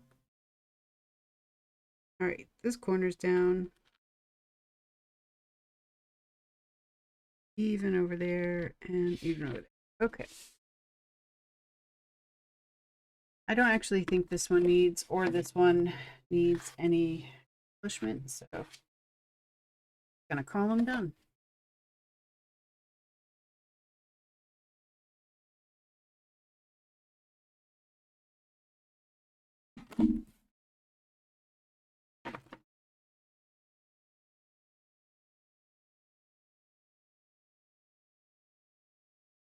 Already set for Christmas cards for next year. So now I have these to play with. And doing this. Got some time still. All right.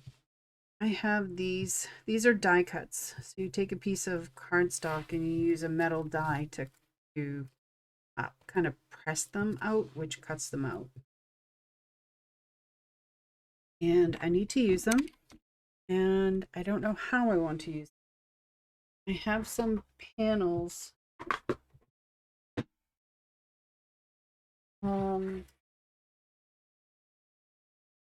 These like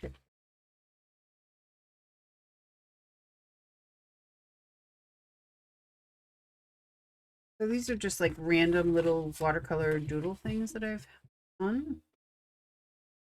And I thought maybe I could use these as a background. Maybe a thing like this.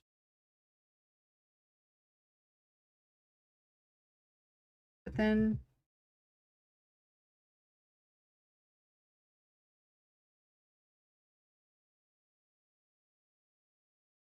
no, actually don't like it those at all. So then I might just create like a watercolor background and make sure that it's really bright and colorful so that this stands out better. I do have some panels, things that I was going to use for other projects that I just never got around to using, whatever reason. So these being as bright, that would look much, much better.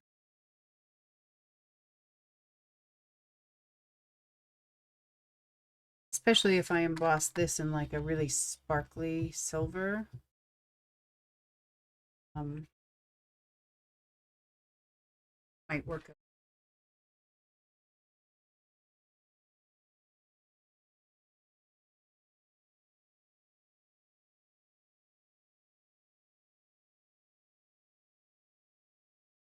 Maybe I can use one for this. One.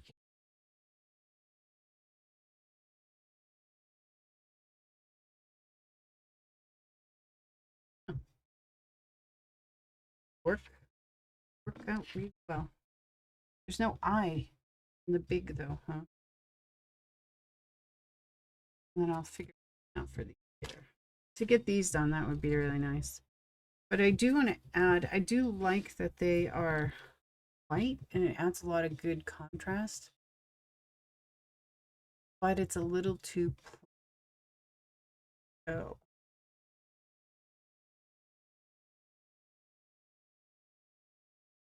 This would probably be more to a guy. I think I'll actually keep this white and then just raise it up. I'll have to cut so many pieces of foam tape and put it on the back here. So it'll be slightly raised. That. I think that's a better idea for this one. This one though, I think I want to emboss it and make it like really sparkly silver. That might look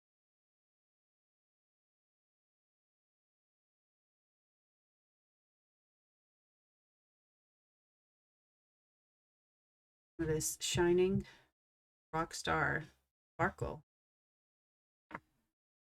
I think that might look good. Okay. So now comes a lot of cutting of foam tape. Always quick make cards. Worse when you're a stupid perfectionist like me. Then it just takes a long time. I'm going to put my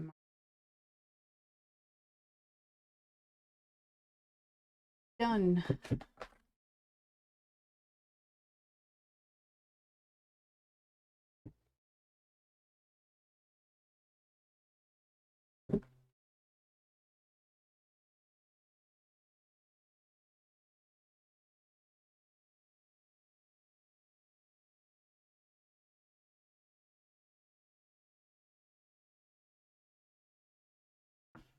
Ugh. Really going to take a long time. That's okay.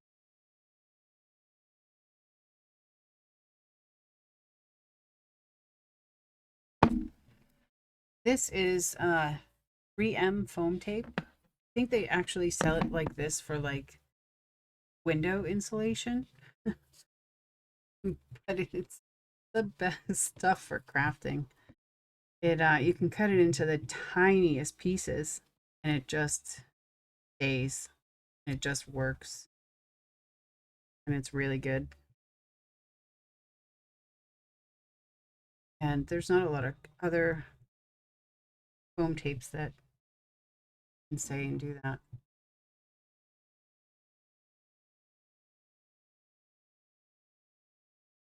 I mean, that thing is tiny. So small. Wonderful. I don't have to put it literally everywhere, but I need to put it enough so that it really stays on the card.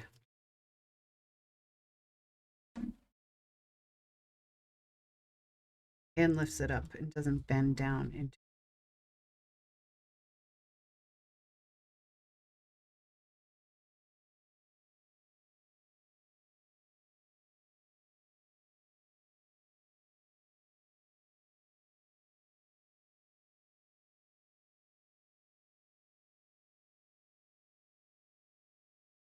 You know, I'm insane.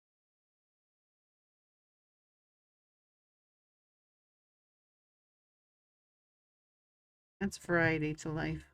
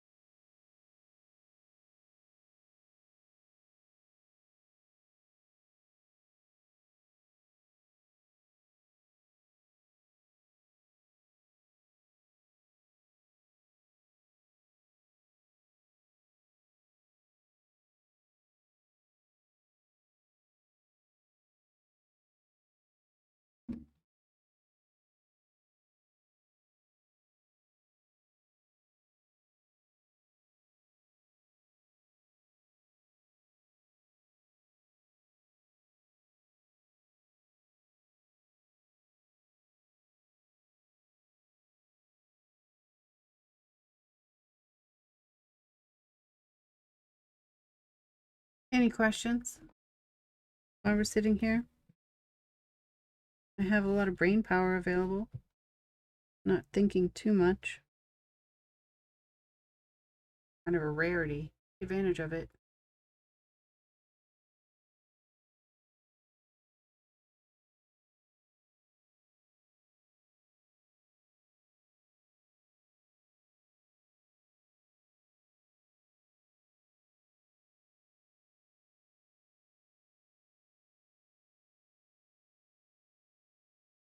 Mine needs even a smaller piece. And this is exactly why I love this shape. So tiny, and it just works. It just stays. Best tape ever. I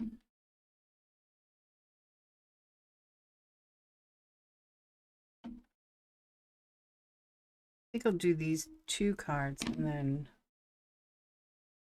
today lunchtime. I haven't eaten yet. I have more stuff to do before the littlest spawn comes home from school.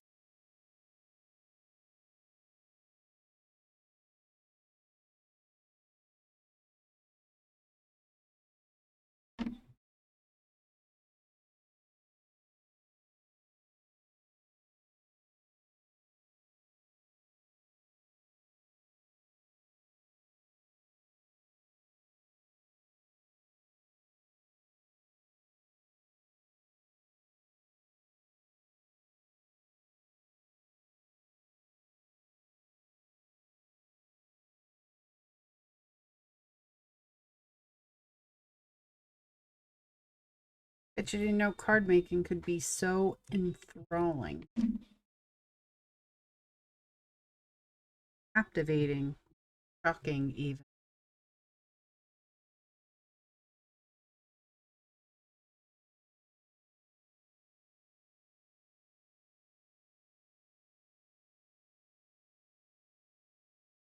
Why did you delete all your messages? You're timed out now. You know what you're doing? Oh, wait, you can't answer me anyway.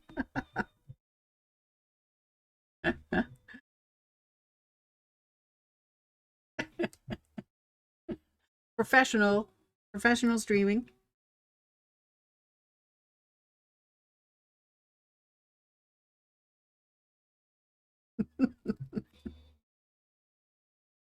And just imagine you laughing.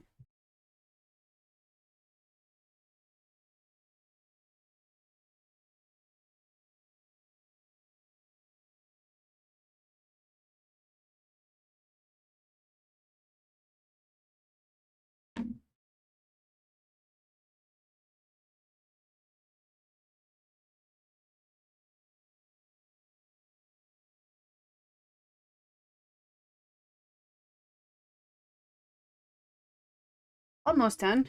That's not too bad.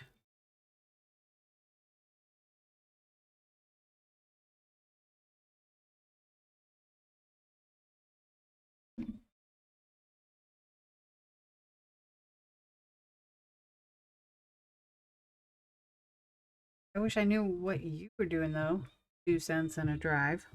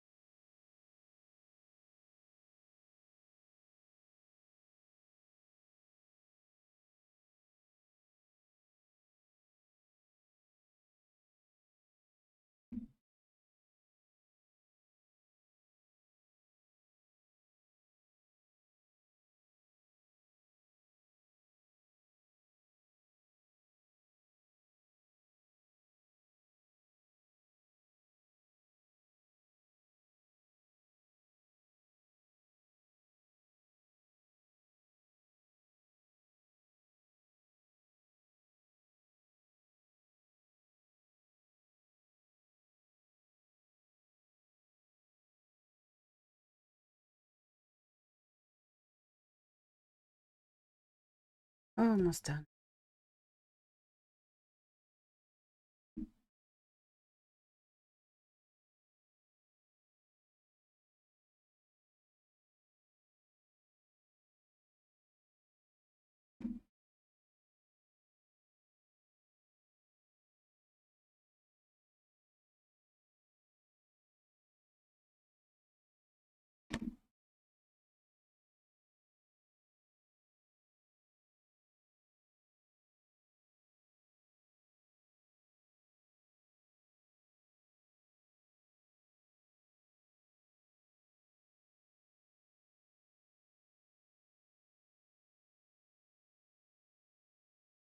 I think that will, no, almost do.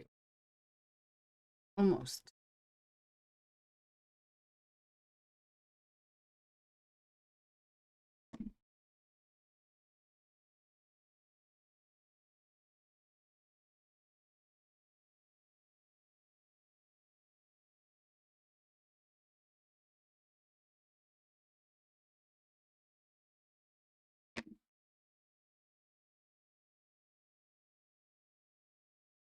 Almost, almost, almost. Um,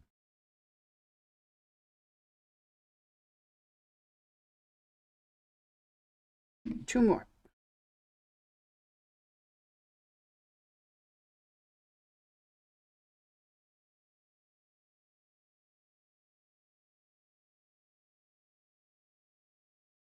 Ta-da!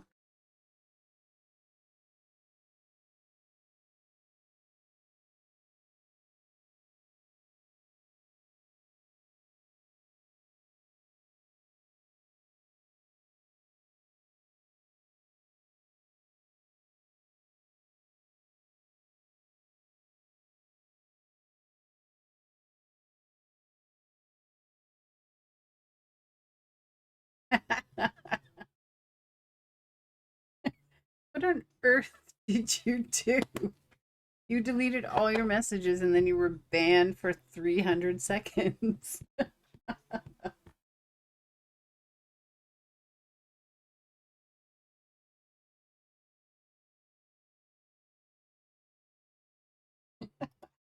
You just picture you sitting there laughing like, no, no, no, no, no, no, no, no. What did it happen?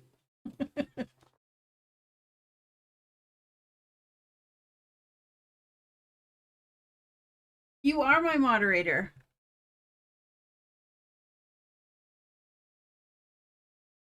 And messages were deleted by a moderator. But I don't have a, you're the moderator. I'm the moderator. I don't have a, wait. Oh, you know what? Maybe I did do something. I didn't do it now, but I was playing with the settings. Oh, oh, you're not? No, you're right, you're not. I don't know how. I don't know how. I don't know.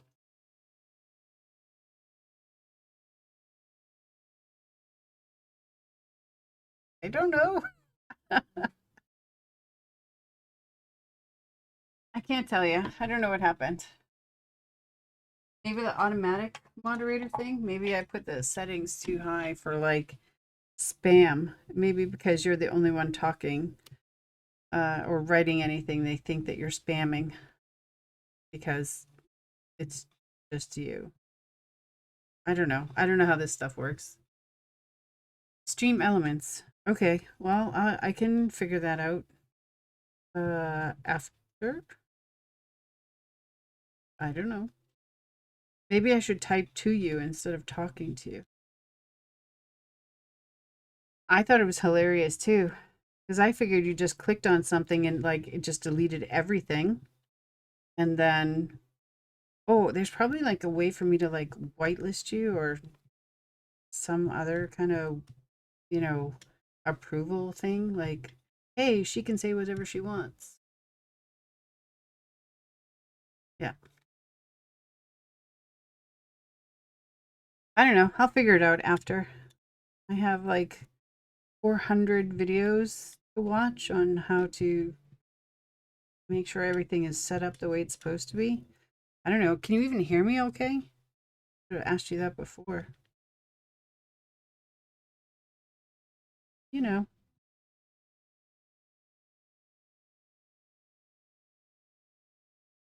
If you get Banda though again for 300 seconds, I'm gonna laugh like hilariously. I'm probably gonna pee my pants and fall on the floor. Just saying.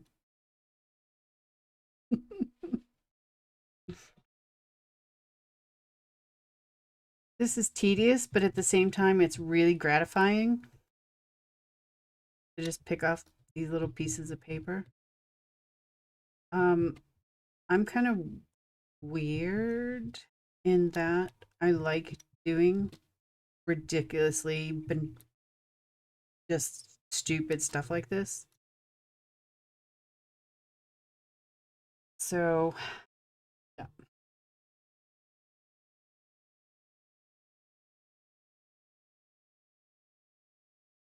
The only other way I could have gotten really a good height on this is if I cut this die like 8 times and then just glued one on top of the other. That would have also done the same thing, but I don't have this die.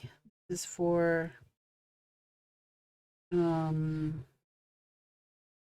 company that I'm on the design team for, and they gave me these dies to use. Um, Probably will eventually buy them, but I've been trying to be a good girl lately.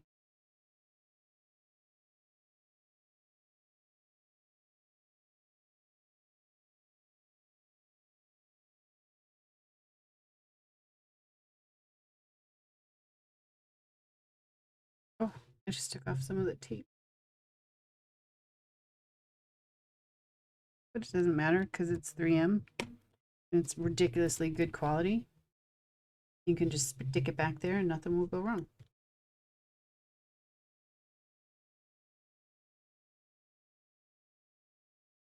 All right. Now I'm just going to do, and then until you press it down, like you can still move it. So pretty even. Now it's stuck. Now it's 3D. Nice shadows. So I'll add a lot of just sparkly things on it, make it special. Put it on a card base. Well, I'll put it on a card base first, and then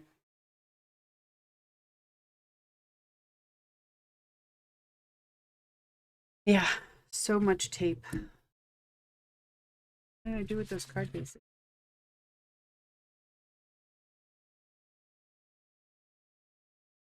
Were they this one? Yes, it was. All right. Pro tip. When you're making a card, make sure you open the card so you know which way it opens. And then put the panel on there. Because I can't tell you how many times I've done this. Which is perfect if it's for someone who's left-handed. But I don't get requests for a lot of left-handed cards, so. Okay. Tape.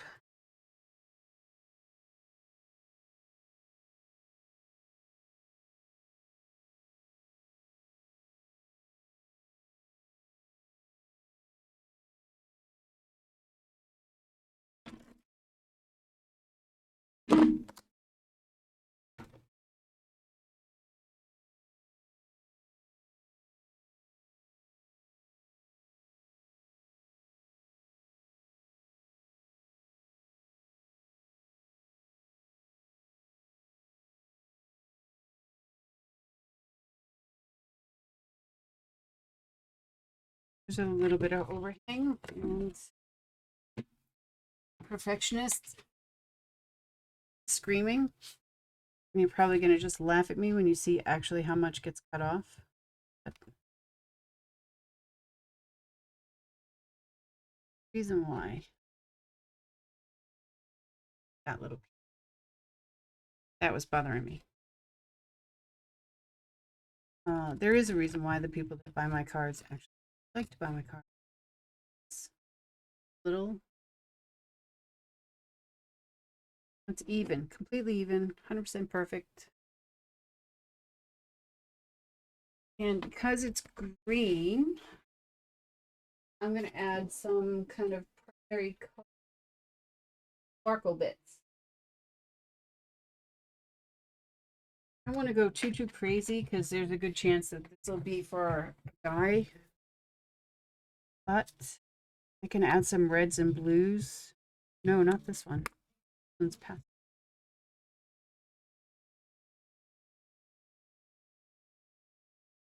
This one.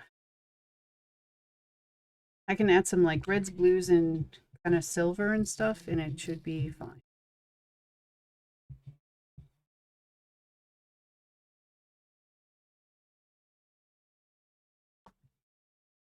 And what I think I'll do is one there, because that looks cute. Maybe I'll use a bigger one.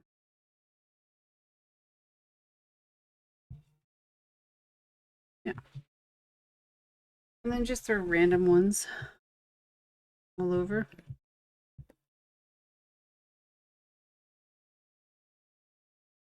Very primary colors.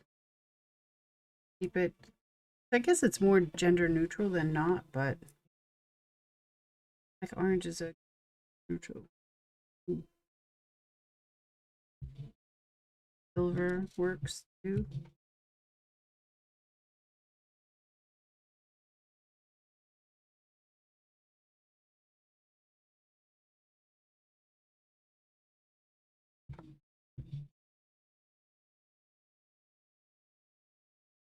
Again with my threes, right? I want a smaller silver.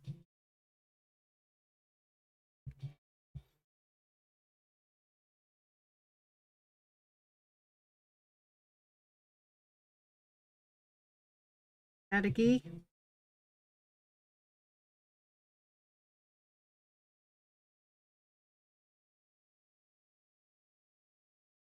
Something like that. I don't know if I like that though, but I kind of also do. I don't like that these are all small though.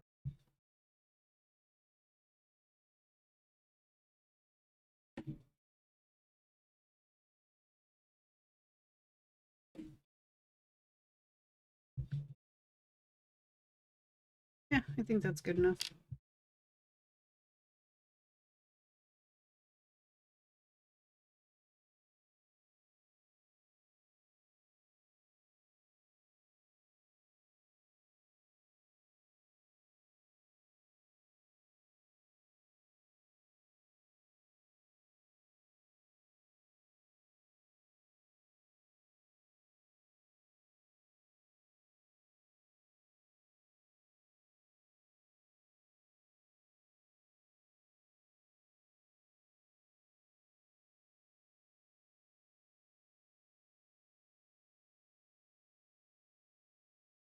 Hmm.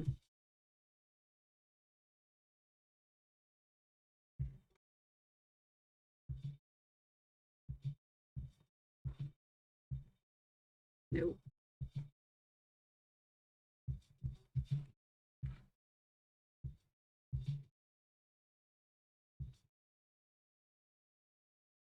Better.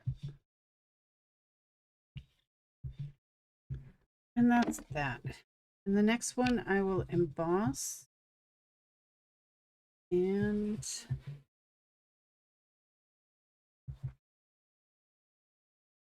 I don't think I'm going to put the foam tape though. I've had enough of the foam tape.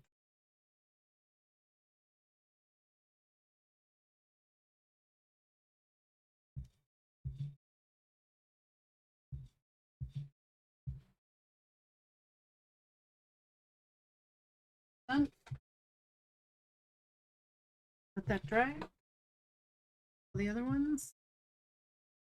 And you. Yeah, I think this one will be nice.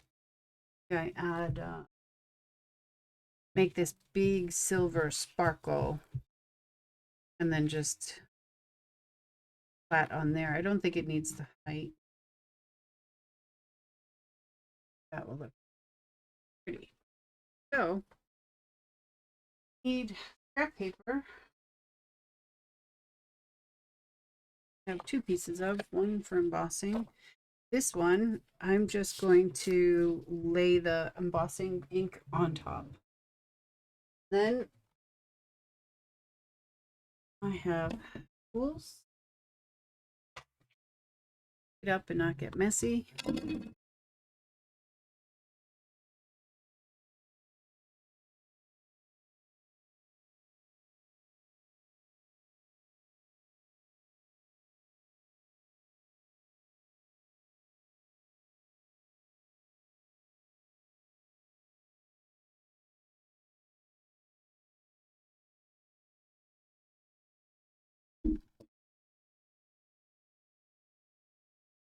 And hopefully that's enough.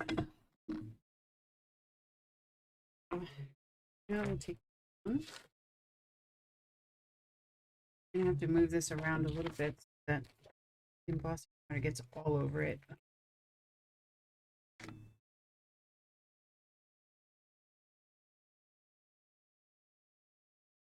You sparkle.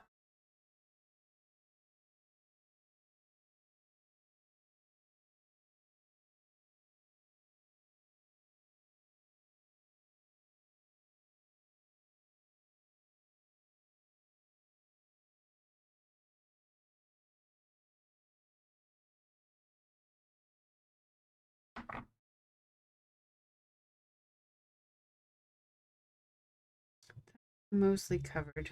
The only place it isn't covered is right where it is, where it's pinched. That's okay. Move this away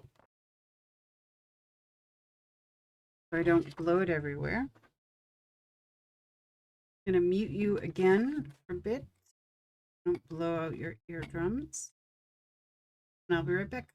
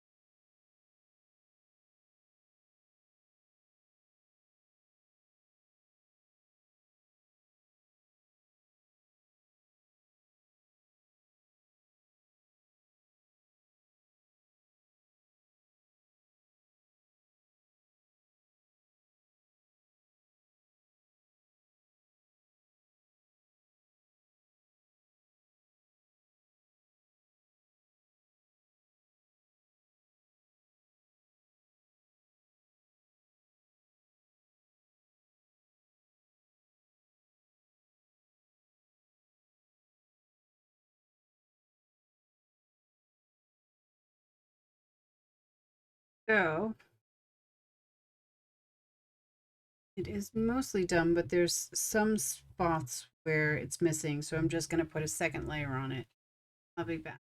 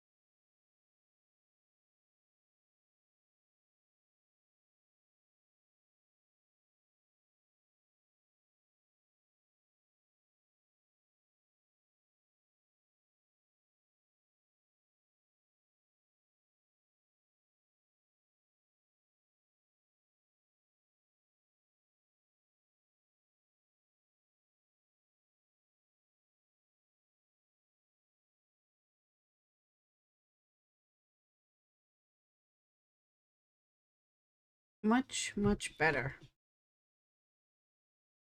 It's really hot, so I'm just gonna leave it for a second. It's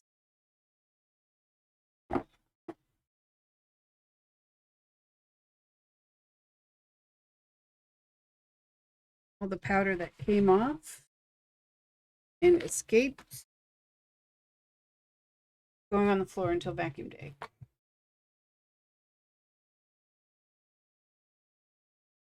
It's still really hot. So, okay, and hopefully I won't make that big a mess. I'm not really counting on it. That's never been the case in the past, but you know, first time for everything.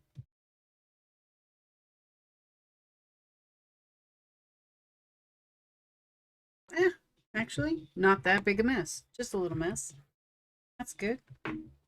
Bonus.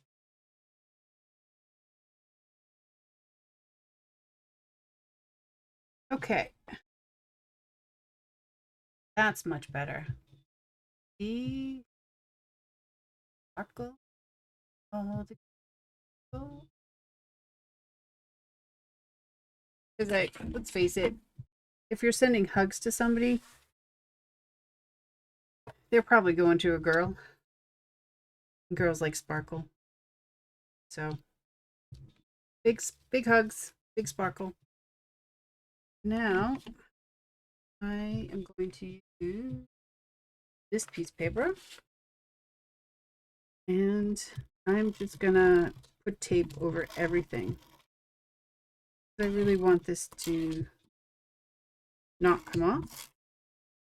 So I have to make sure I get all the little nooks and crannies, but I don't want to peel all of this tape off my desk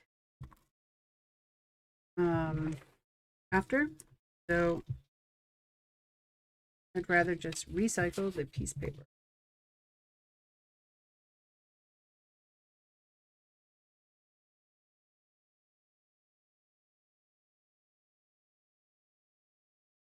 So just like that.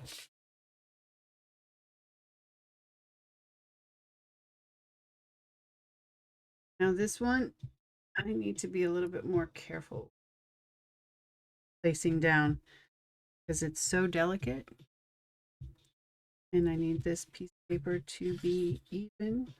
So see what I'm doing. Centered. About the same space on each side. And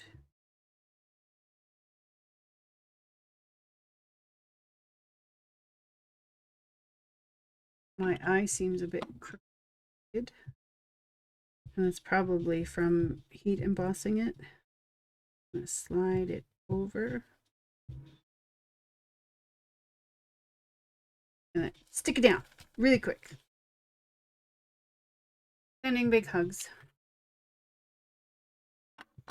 And I think I'll put a little bit of one tiny piece of bling in the center for the eye.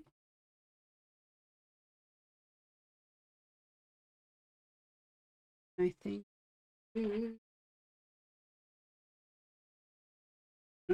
I will use silver.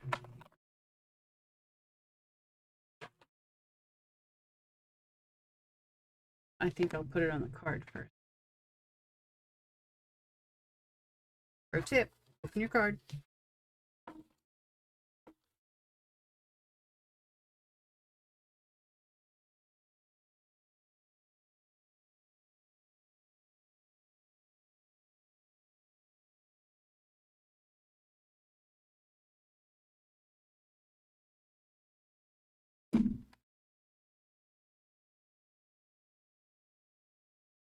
Ah, see?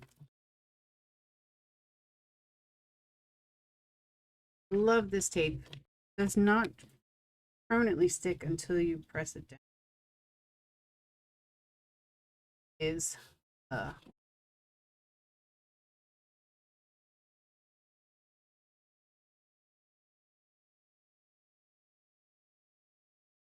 card a little bit longer, and so that has to come off.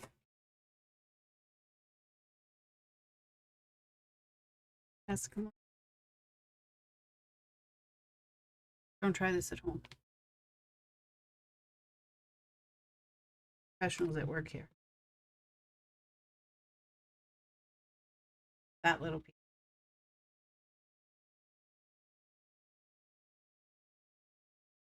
Okay.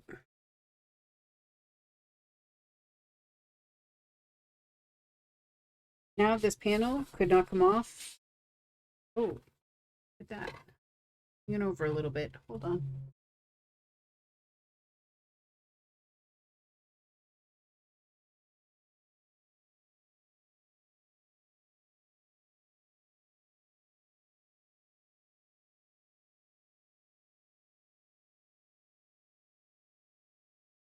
It's right here is how anal I am.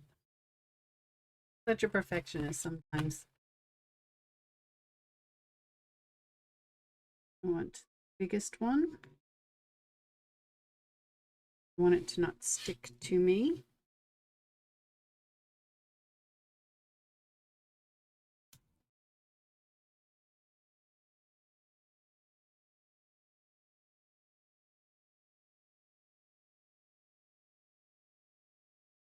What do you think? Look good with an eye? With the dotted eye? I think so.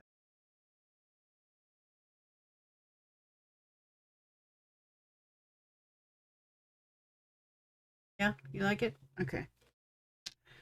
Then we're sticking to it.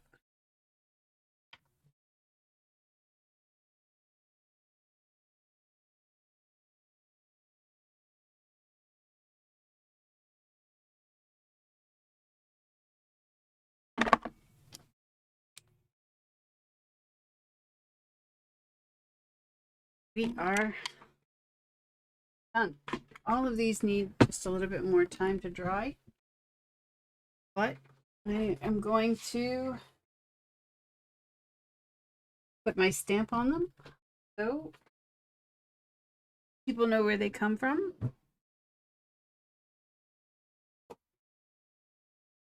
And where they can get more if they want it.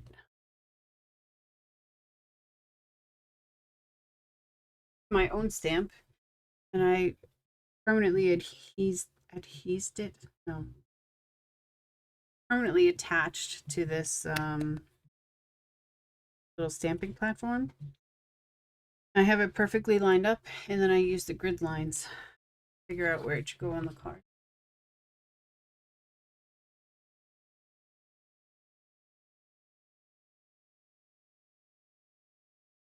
There it is. Let that dry, let the front dry. This is the other one, and you can see they're not 100% dry. They're just nice, clear.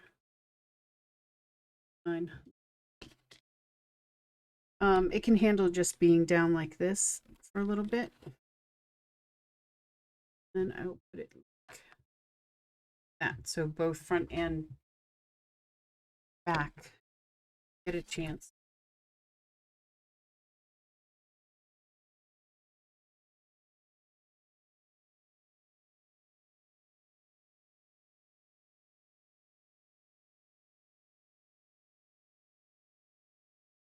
And that's it. 2 more cards. And then I'll lay them out.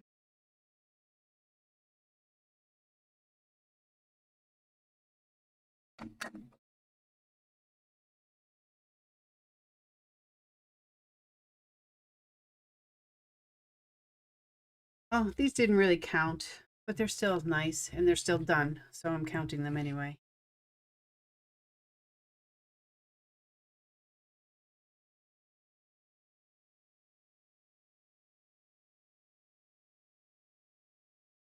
There we go. Not bad for a 2.5-hour session. So I'm going to call it a day there.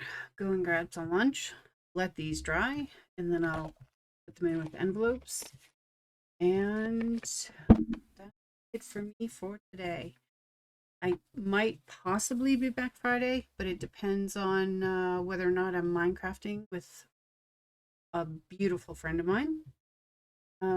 If we're not, then I will probably stream for a little bit on Friday. I was thinking maybe coming in on Sunday afternoon for a couple of hours, but that is up in the air.